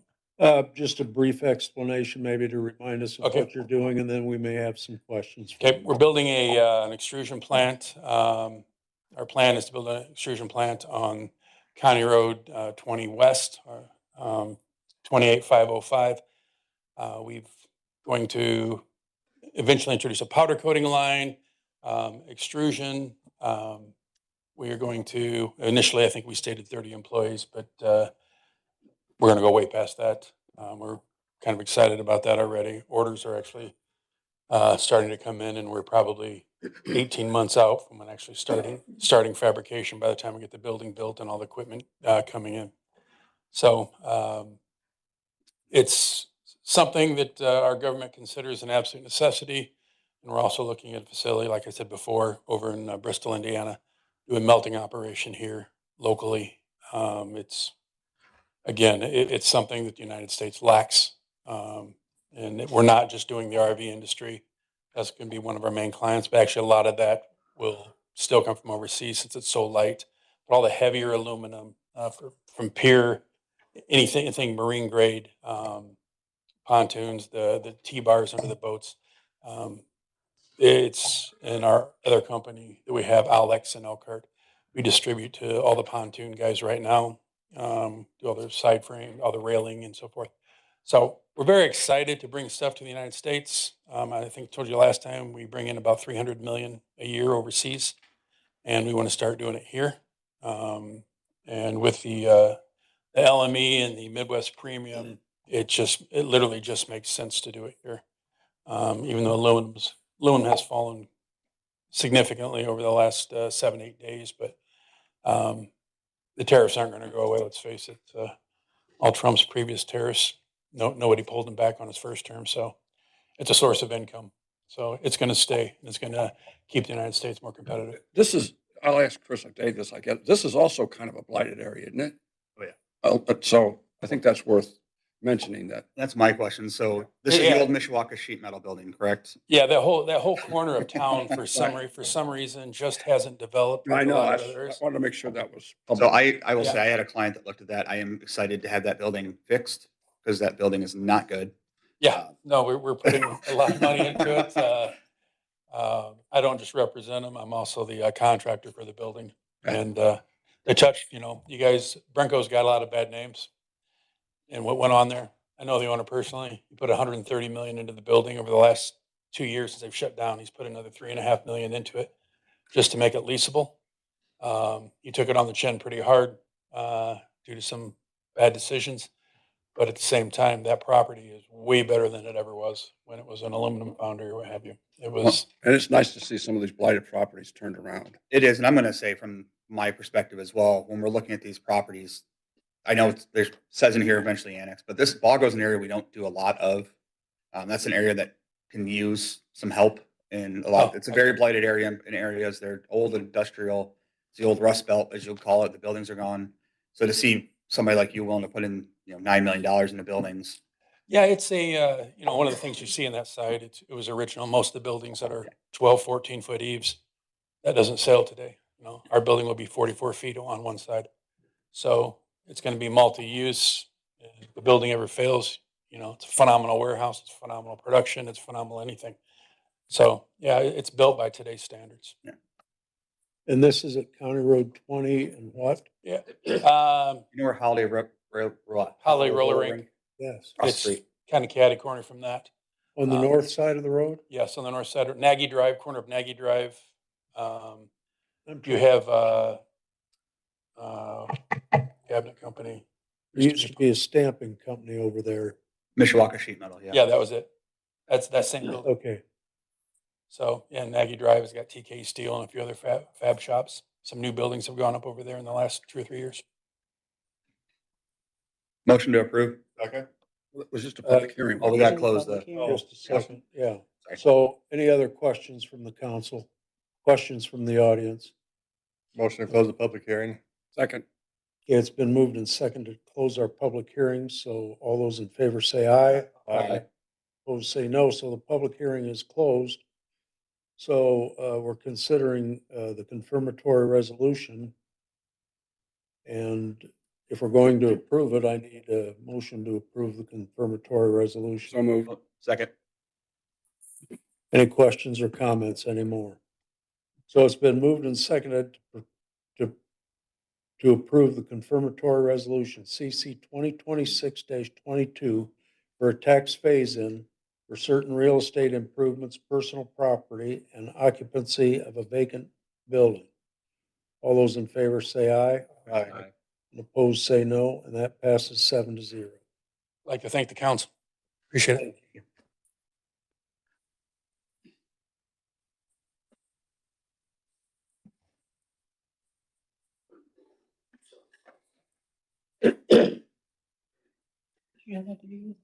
Now I have a question here. So does that include, and this is for you, Nate, does that include the commitment and payment agreement, what we just did? Or do we have to approve that? I recommend you approve that also. Okay, Motion to approve the commitment and payment agreement with Second. LT Development. Second. okay, so it's been moved and seconded to approve the commitment and payment agreement with LT Development USA LLC. All those in favor say aye. Aye. Opposed say no, and that passes 7-0. Thank you. That needs. Okay, so we're ready to open the public hearing on a confirmatory resolution CC 2026-22. Community diversification. That's. So is there a motion to open the public hearing? On 23, you mean, right? I'll move for 23. Yeah, what did I You say? said 22. Yeah. Second. All those in favor of opening the public hearing for CC 2026-23? Aye. Aye. Public hearing is open, 7-0. Okay. Again, David Damrow from the EDC here in Elkhart County.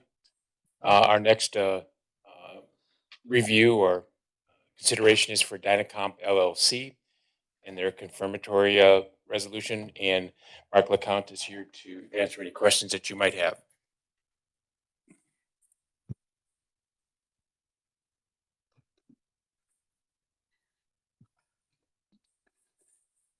Hello, Council. My name is Mark LeCount with Dynacomp, and happy to answer any questions, or I can give you an overview of the company if you'd like. Why don't you give us an overview? Yeah. Okay, so we focus on lightweight thermoplastic glass reinforced composites.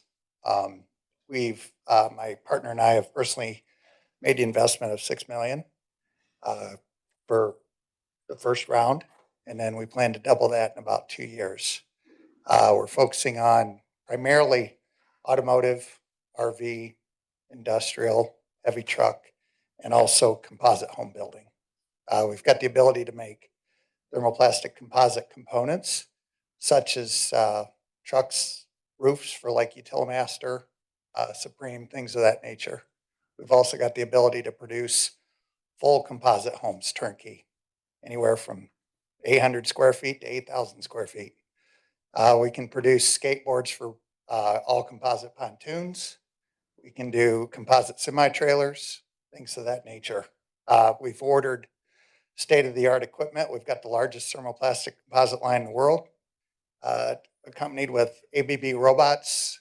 We operate under advanced manufacturing techniques. We've got advanced manufacturing industry 4.0 telematics, and we plan to operate 24/7 by Q1 of 27.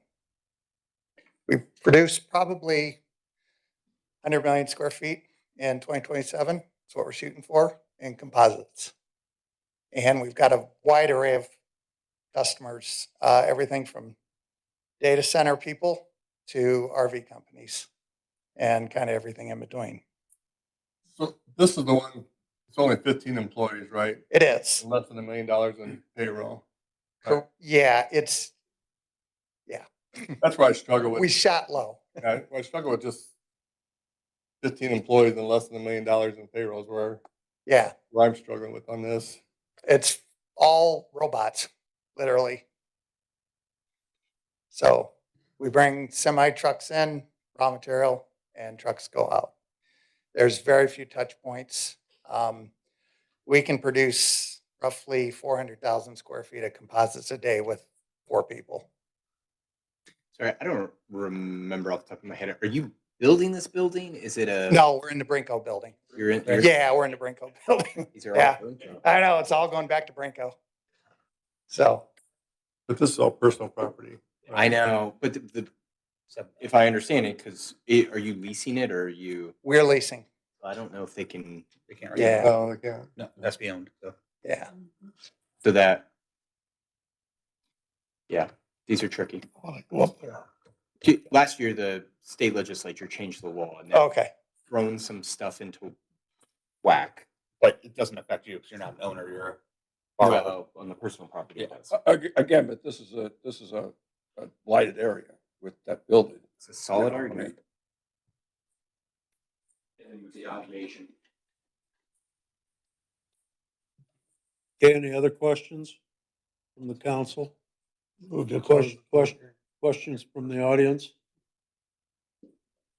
Okay. There's a motion to close the public hearing. So moved. Diversification. Second.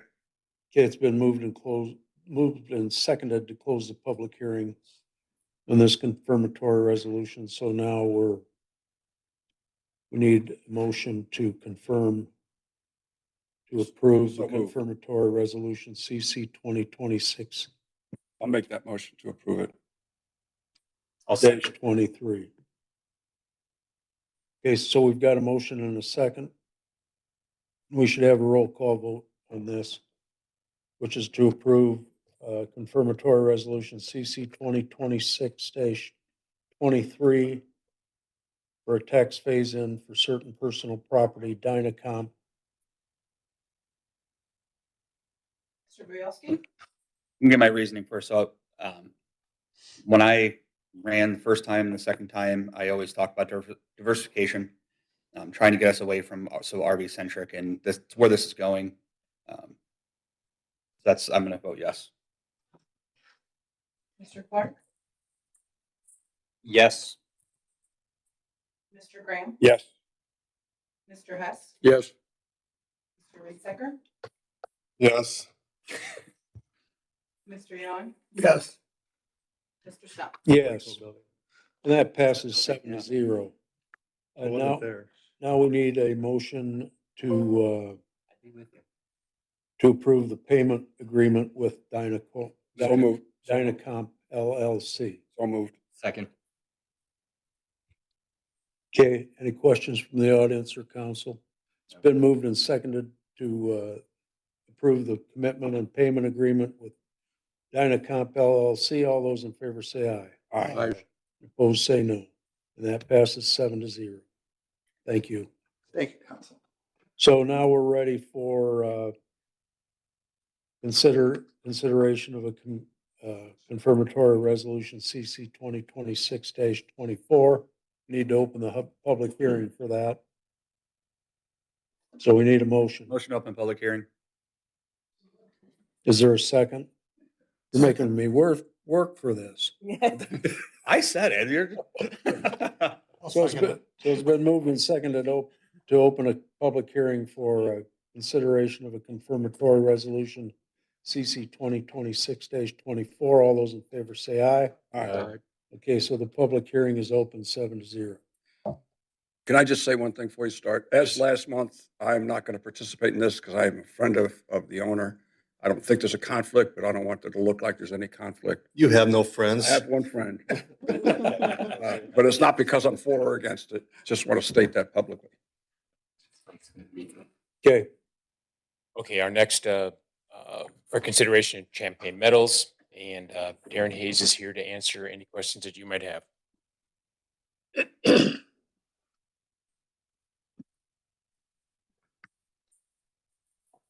Good evening, Darren Hayes with Champagne Metals. As a reminder of our project and investment, we're investing $3 million into a 60,000 square foot new addition on our property, and this will generate 30 new positions over the next 3 years with annual salaries of over $1.6 million increase.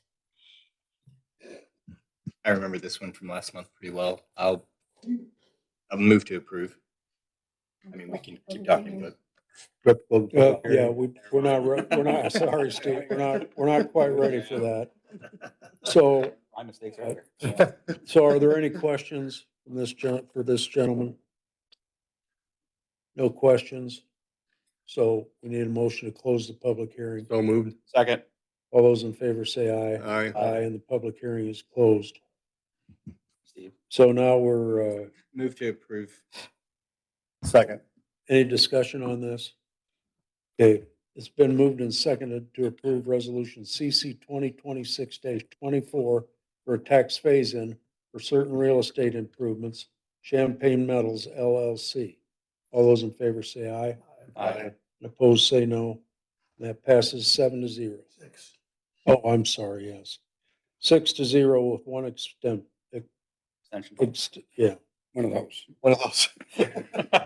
And then in addition, Okay. move to approve the consideration of commitment and payment agreement with Champagne Metals.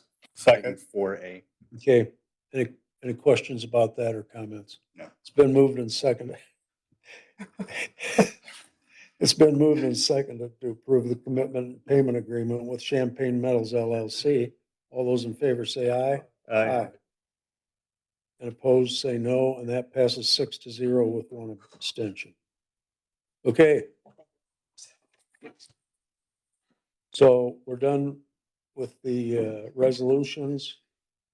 And now we are moving to the approval of CF1 forms. Good afternoon, Council. Chris Steger, Economic Development Corporation.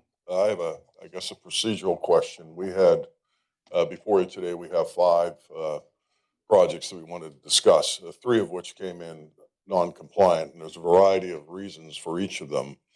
Generally speaking, I can tell you that the last couple of years, the complexity of the filings have gotten larger, and I thought last year that it went a little smoother, but this year it was challenging getting the documents in on time, and I'm going to advocate for a program next year working with the auditor's office to validate what forms are where. As an example, Sarah's going to come up from Savion here in a minute, and she's going to tell you that she received an extension from the DLGF. They had spoken to us prior to the 15th date. I in turn informed her at that point that we needed to get the stuff, and she turned it around in about 7 days. But and each of them has a story. So I guess what I'd like to say is that if you like, I'll prior to each one, I'll kind of tell you as quickly as I can. But there's a lot of emails go back and forth, and there's a lot of formage. But the first one, so my question was, do we look at the non-compliance at the same time as we look at the CF1 performance, or do you? I'm not sure how you want to. Well, we have to grant the variance first, so we have for to the vote on- variance for non-compliance. Okay. Right, and then we'll go to approving the CF1. Yeah, in almost all cases, I can tell you had advanced communication, but one of the things that happened with one of the others that came up is that as an example, the personal property used to be put into a tool that the state had going on. They eliminated the tool and said, contact your local assessor's office. Well, guess what? The documents don't go to the assessor; they go to the auditor. And I can appreciate the volume of work that the auditors and assessor's office have around the 15th of May, because given our industrial base, they're getting a ton of documents. So those were eventually routed to us, but it was past the 15th day. So I guess generally speaking, and we'll talk about each one individually, but generally speaking, I believe they all made good faith efforts to comply. But we're going to put in this remediation steps next year, where I'm going to meet with the auditor's office in January, and then in February, what we'll do is a series of meetings, and I'll have a sign-off document that they understand when in fact all these documents are due before in the auditor's office, so we can eliminate this problem, because it's a very challenging. It's a lot of forms. I'm not an accountant. Some file one form, some file another form. So we're trying to do the best we can, but it is a bit of a cumbersome process. So Would it be fair to say that most, if not all, of these non-compliance issues are because of changing government it is fair to say that. signals, and then inaccurate signals that are given to the taxpayer as far as how to properly file, and just non-clarity of? Yeah, I think they, and again, I believe they all make good faith efforts, and it is a bit of a moving target with the state right now on some tax filings, but they're, we tried to contact all of them prior. In some cases, it was down. I think Sarah, I contacted her on the 13th of May because I hadn't seen it, and then she sent me a document, said the DLGF said we had an extension. Well, the DLGF extension doesn't apply at a local level, so that's stuff we don't figure out until it's the 16th or the 17th, and then we're past the window. I just don't think it's fair to hold the people responsible for something they can't. That's why I'm going to advocate for definitely, and we tried to do a little better job this year, but I'm going to have a series of meetings. So we're going to have a sign-off document with the expectations of when the documents need to be here. So we're going to remind them a few times prior to those filings so that we have better performance next year. This is still better than last year. I think last year we were looking at some of these in August. Yeah, we were in August last year. This is the meeting we're supposed to review them anyways. It's because and all of them except for one were certified before the due date. But just the routing got mixed. So we gotta go to me, give us some grace with the government. And both departments have been great to work with. So, I'm just trying to, it's a challenging situation, and we're going to tighten it up. It's the best way I can say it. Again, and we ask for grace. I mean, if I'm going to decline something, I don't want it to be on a technicality. Yeah. I want it to 7 be on the days later. substance. Well, and it's not a one-off too. They're all having the same problem. So it tells you that it's systemic. It's not customer or not taxpayer focused. So, yeah, that's not going to be an issue in my world. I don't think it. That's not hearing others. Not with these. So relative to the non-compliance, do you want to handle that on the first one? Well, I think we should, we need two for Savion, one for personal property and one for real estate. That's the way. No, they don't have a real estate. Savion's just. It's the same number. It's just typed twice, Tom. Well, they shouldn't have real estate. Well, it says real estate on one and personal property on the other one. There's no real estate with this one. I don't see that. Where's that? It's renting land. Real property. Oh, you're looking at the forms. I'm looking at the. I'm looking at the. Yeah, I'm looking at the forms here. The agenda. Yeah, I'm looking at the agenda. I'm looking at resolution CC 2021-32. And that is a 5-year personal property. Okay. But on my copy of the agenda, it says, one says real estate. Don't say that. No, The that's other not one accurate. says personal property. So the real estate is not to be considered. No. Just the personal property. Yes. Certainly. Please. Everyone, Sarah Mills, Savion, Elkhart County Solar Project. I think there's an abatement for personal or a phase in for personal property, and then for real, the improvements that count as real property improvements like roads and that kind of thing. I believe that's what the two listed things are. They don't own the property though. They don't own the property. The They don't only own one we have is personal property that we are responsible for. Okay. And that's all that we have. This is all personal. Yeah. Sorry. Yep. So if you recall, this was a project we started in 2020. Savion had committed to $114 million of investment. Their actual investment was $164,930,924. We knew going in that there was a low head count because largely after the facility is up and running, it's grass maintenance and that sort of thing. They did meet that. They did exceed the wages expectation by about 25%. So relative to what they promised us on the personal property abatement. They've done more than, actually, the investment is about $50 million higher, and the wages are about 25% higher, and the headcount is what they promised. I move to approve the CF1. We gotta waive the Okay. non-compliance first. Not there Wait a yet. second. We gotta waive the non-compliance first. Okay, so we're not talking about a non-compliance for real estate. We're talking about non-compliance for personal property. Yes. So what we need is a motion for a waiver of non-compliance for late submission, not filing with the auditor's office for CC 2021-32 PP personal property. Move. So is there a Second. motion for that? Adams motion, I second. Motion and a second. It's been moved and seconded to approve a waiver for CC 2021-32 personal property for not filing on time. All those in favor say aye. Aye. Opposed say no, and that passes 7-0. Now we can approve the CF1. I'll move to approve the CF1 for Savion Solar Project LLC. Second. Any questions or discussion? It's been moved and seconded to approve CC 2021-32 for personal property for Savion. All those in favor say aye. Aye. And opposed say no, and that passes 7-0. Okay, The next one on your agenda, Amazon. so Or- this is just a CF1. Yes. The next project is a resolution number CC 2021-29. This was for the Amazon fulfillment facility that's along the toll road. Their original expectation was $100 million in investment.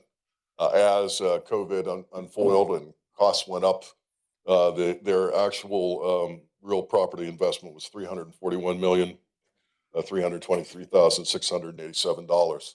Last year, we had talked about the original commitment and payment agreement, and they had fallen behind relative to the hiring as we thought. But that they had met the requirement, and as a pleasant surprise, they're quoting us now that they have 2,826 employees on a 1,000 employee promise. So they far exceeded the investment.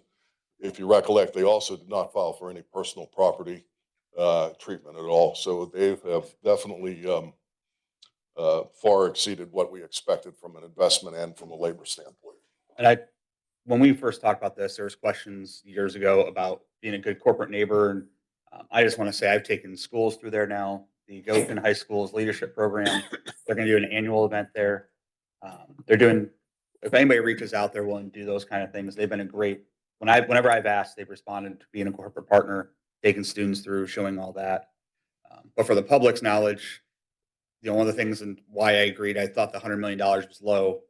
At $340 million, we're getting $241 million of taxes from day one, and only $100 million that's abated. So the only abatement they get is for what is actually requested at day one. So this farmland went from being worth vacant farmland to us getting $241 million tax base from day one, plus the phase-in for the other $100 million. So within 10 years, we'll be getting $341 million that was farmland before, underutilized farmland. Agreed. Great neighbor. Glad I would. Okay, any questions? Motion to Move waive to Approve the non-compliance. CF1 form for Amazon Prop Co. LLC. Oh, they don't have one. Okay. Okay, is there a second for that? Second. Second. Okay, it's been moved and seconded to approve the CF1 for Amazon, CC 2021-29 real estate. All those in favor say aye. Aye. All those opposed say no. That passes 7-0. Next is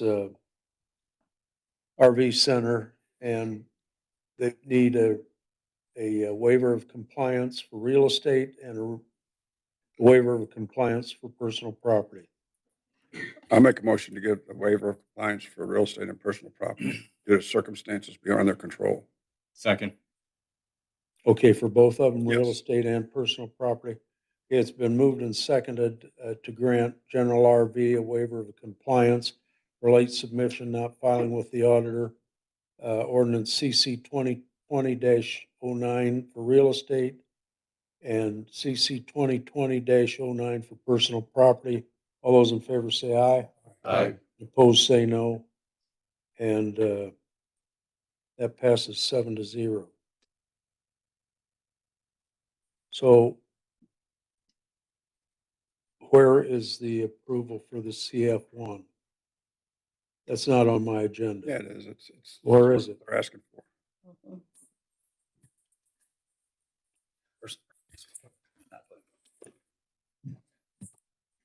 Yeah, Tom, it just says in parentheses that they're in need of the waiver. Right. We're asking for the CF1 approval for CC 2020-09 RE and real estate and personal property.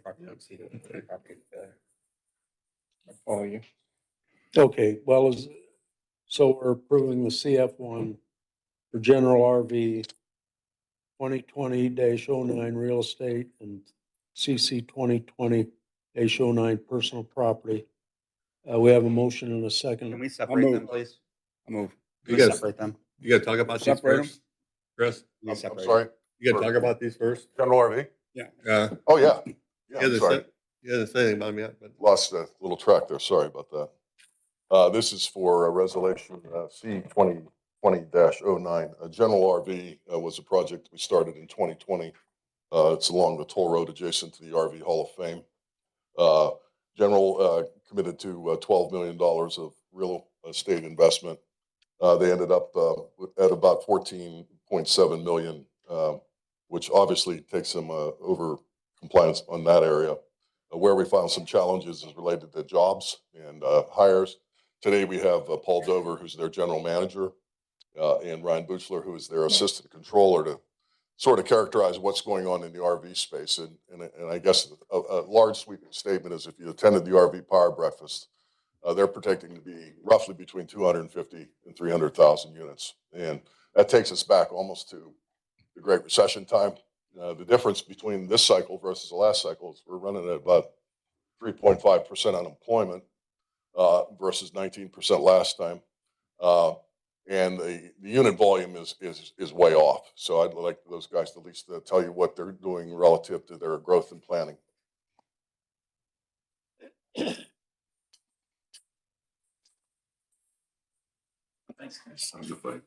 Thank you, Council. Paul Dover, General Manager. Ryan Buckler, Assistant Controller. Yeah, we're just gonna tell you about some of the numbers when we first launched with the team in 2020 to some of the numbers that we got now. Ryan, you want to go over some of the stuff we got with how many units we was running then and what we have now, and then also our salaries? Yeah, of course. So when we kicked off the project, it was during COVID. Volumes were through the roof.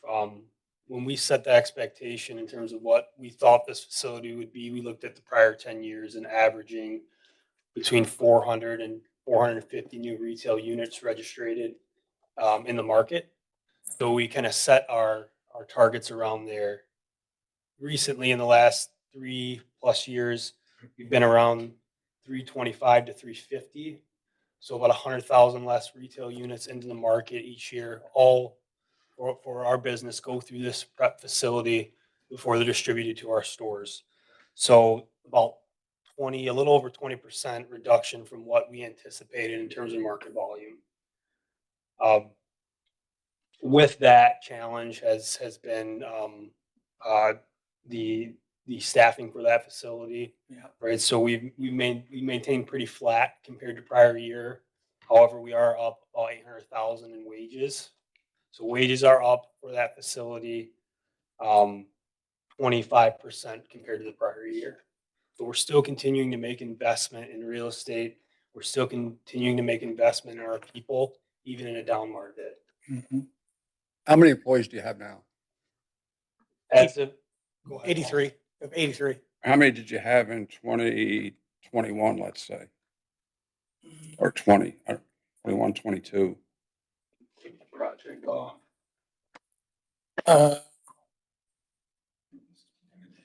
Before, tell us what you estimated when you got the tax abatement.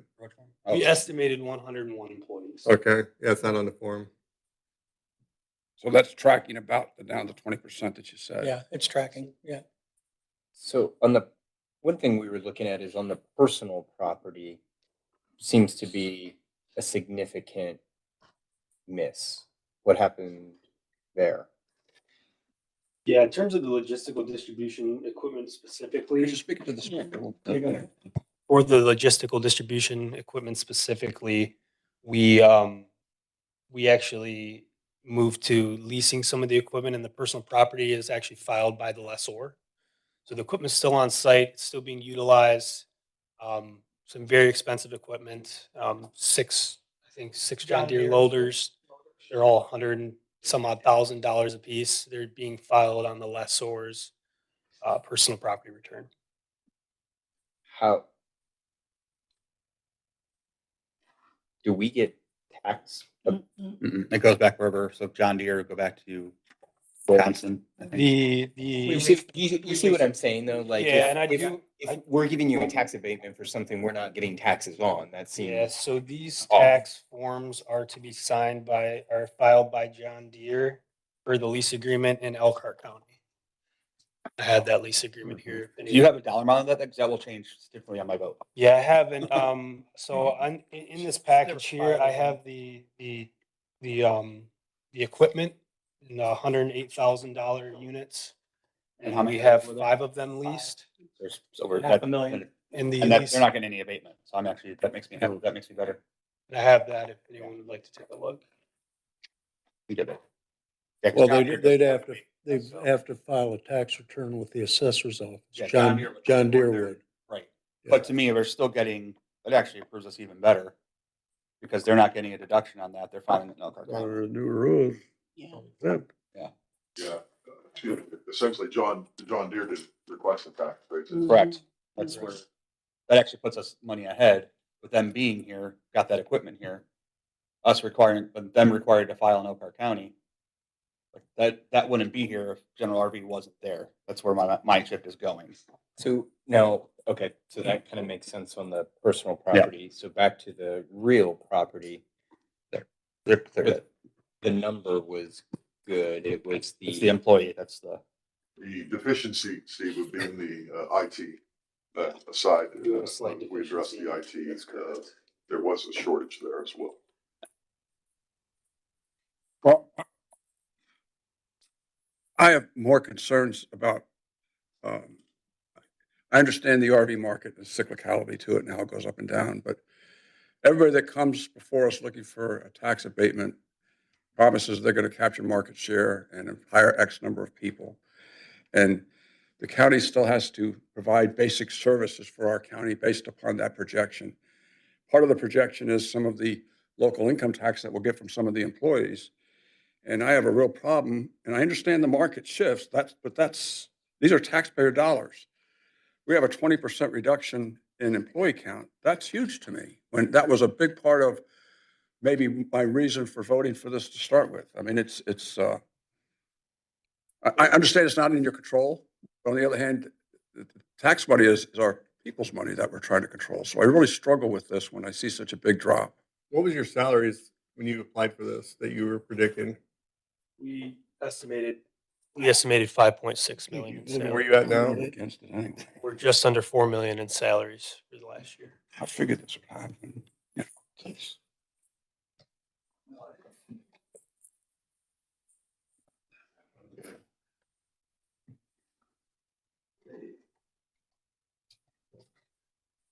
We have went up in the last 3 years on our salaries.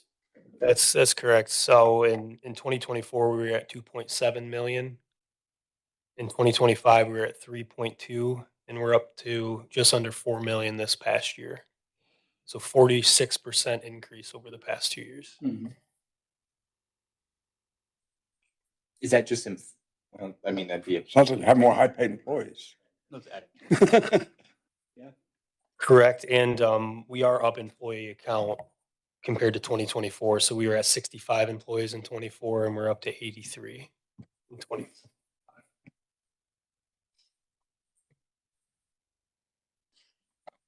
We're trending in the right direction.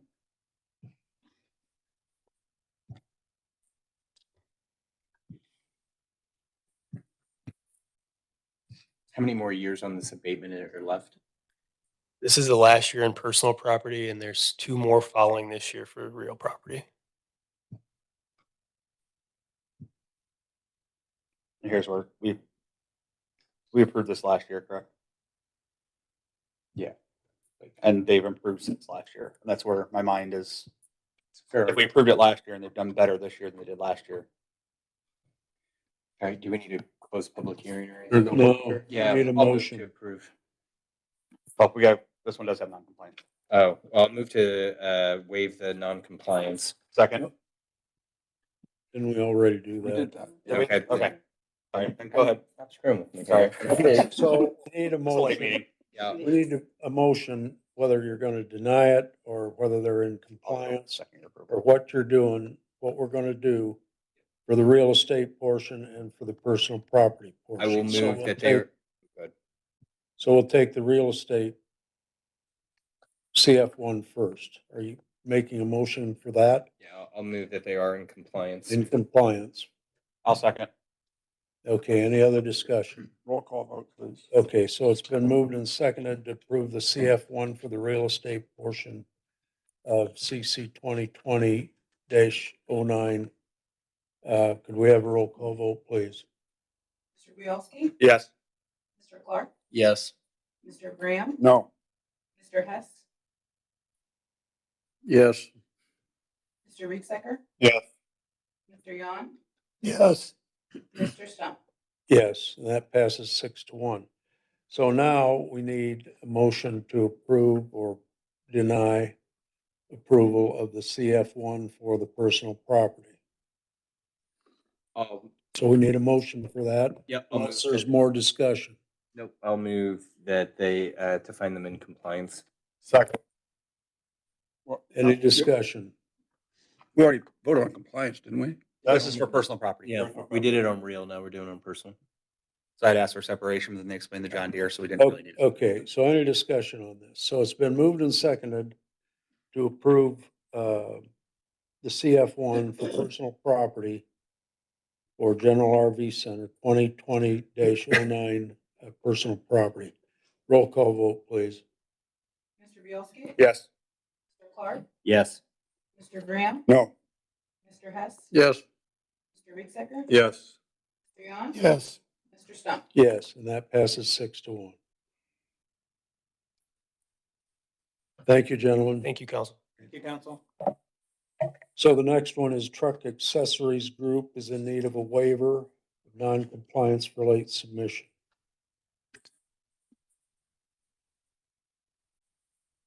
Motion for the waiver of noncompliance? Second. Okay, it's, any discussion on that? It's been moved and seconded to give a waiver of non-compliance for late submission to Truck Accessories Group LLC, and that would be CC 2023-07 personal property. All in favor, say aye. Aye.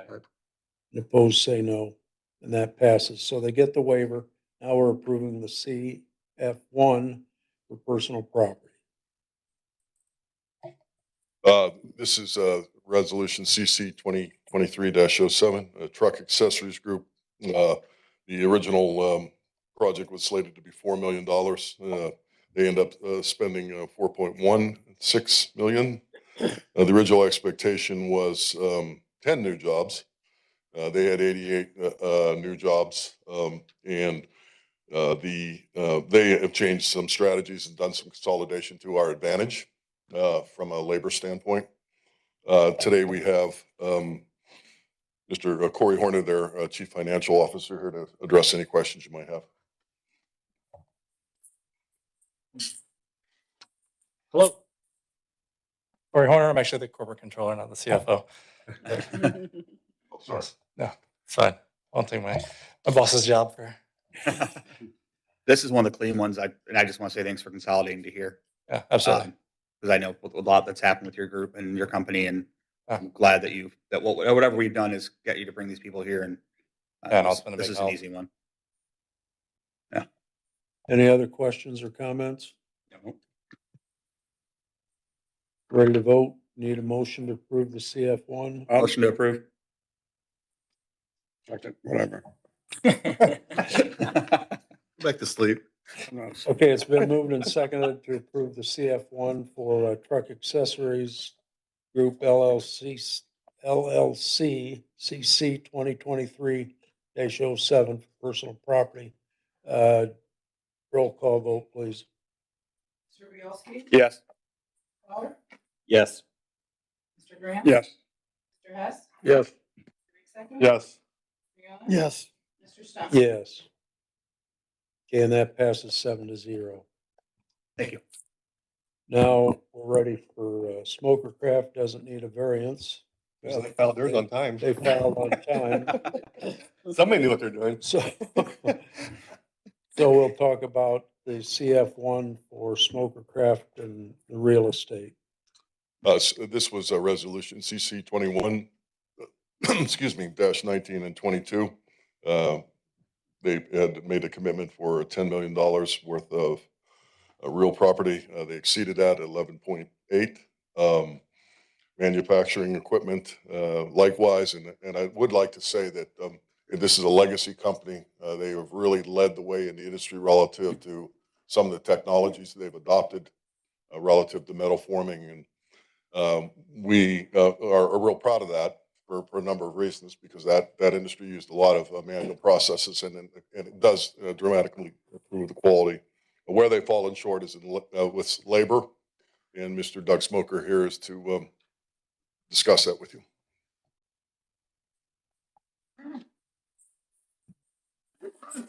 I feel bad he has to get up every time and We do don't, his. don't feel bad. No, we don't feel bad for him. Sometimes Well, he doesn't even need to get up. I just wanted to share. Yeah. I just wanted to share with you where we're at on our journey together, and we had some really good news to share this time. We started out suggesting we would get to 700 people by this time. We did not make that. We did 525. But from a revenue perspective or in salaries, we started at projected 24.7, and we're at 30 million, 015. So couple that with the capital expenditures that we've made. Just to give you an idea, your help, $1,814,000 in the year 2024. In the year 2025, $6,628,000. And then this year to date, unfortunately, Marine is on a June or July 1 to a June calendar. This is on the regular calendar. We've spent thus far this first almost 6 months, $3,069,000 for purchasing equipment. A lot of that has to do with a lot of our presses and things are way dated, and we were to keep up. You can't replace those. We had to go out and buy new, and we have several new benders and one laser printer or laser cutter that we've been involved with, and it's been a big help. So we feel that we're on the way back well. We have, it says roughly 525 employees at the end of the year, maybe 500, maybe 525. But right now we're about 560, and that number looks to be growing when we have 13 openings. So we really appreciate what was done. We would like to see a waiver for the last part of the tax abatement that we have. So that's really all I have to say. I'm welcome to answer any questions you might have. The thing I'll say on this one is they did lack in employees, but if you look at the payroll, you're like $6 million, I think, over the payroll, what you predicted. So, yeah, the employees, yeah, it's low, but the payroll's up there. So, and to me, that does two things. One, it says you're taking care of your employees. Like they're probably doing a little more work. So if you're planning on 700 to do this, you're using 525. You're rewarding your good employees by paying them more what you expect. Yeah, well, we're moving in the correct direction, and Marine is coming back. It's very sick, and well, it was very tough after COVID, but you look at what the RV is facing, we're facing the same thing. Our market's down about 10%. We have right now not lost, and we have actually gained market share to the point of about a 2% increase. So we're moving in the right direction when some other people are falling. But a lot of it has to do with what you guys did for us. You know, again, back to the point that if we're collecting, if we're collecting off of the tax revenue from the payroll. So whether it's 100 at $6 or, you know, 50 at 600, 12. yeah, it's Yeah. the same thing. So I'm fine with it. Motion to approve 2021-19 and 22 real estate and personal property. Second. I beat you. I don't know. Any questions? I test Desiree. Seeing none, it's been moved and seconded to approve the CF1 for Smoker Craft Inc., CC 2021-19 and 22 for both real estate and personal property. All those in favor say aye. Aye. And Hey, Thank you for coming.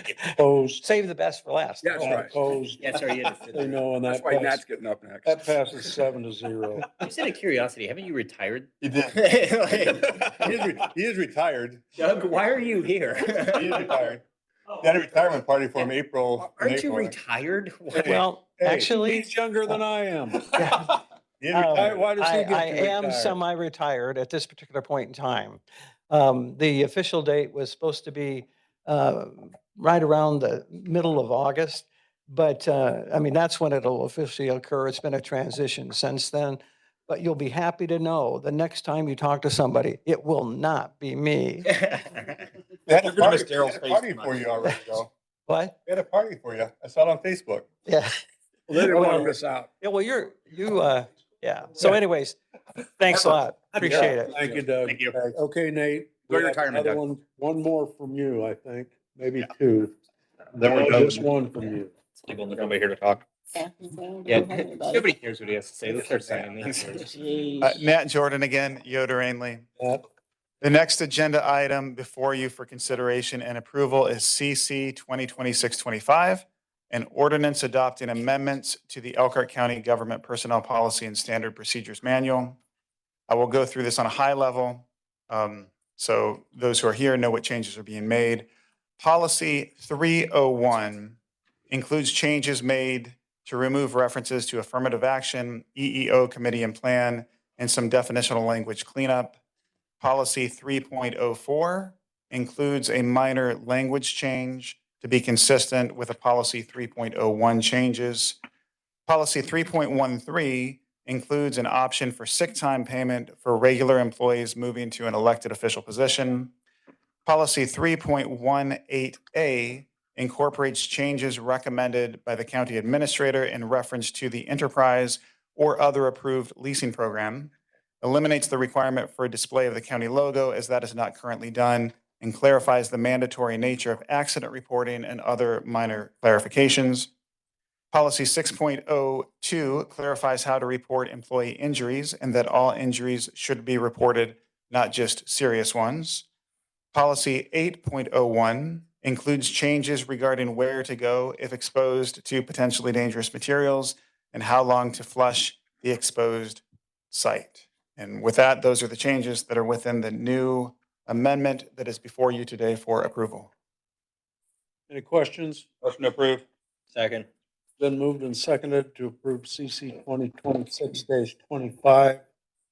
All those in favor say aye. Aye. Opposed, say no, and that passes 7-0. Thanks, Nat. Thank you. Okay, audience items. I have two people here. That's not us. Paul Dover, is he still here? He's not here, and the other one I can't read. Always with General RV. And the other they want to speak on the library board, I think it said on there. Yeah. Didn't it? Well, I can't hardly read it, but I think that's what it says. We drug it out. long Okay, enough, everybody laughed. so if we're ready to adjourn, let's have a motion. Motion to adjourn. All in favor, say aye. Aye. Opposed, say no, and we're adjourned. Hey, Adam, the Steve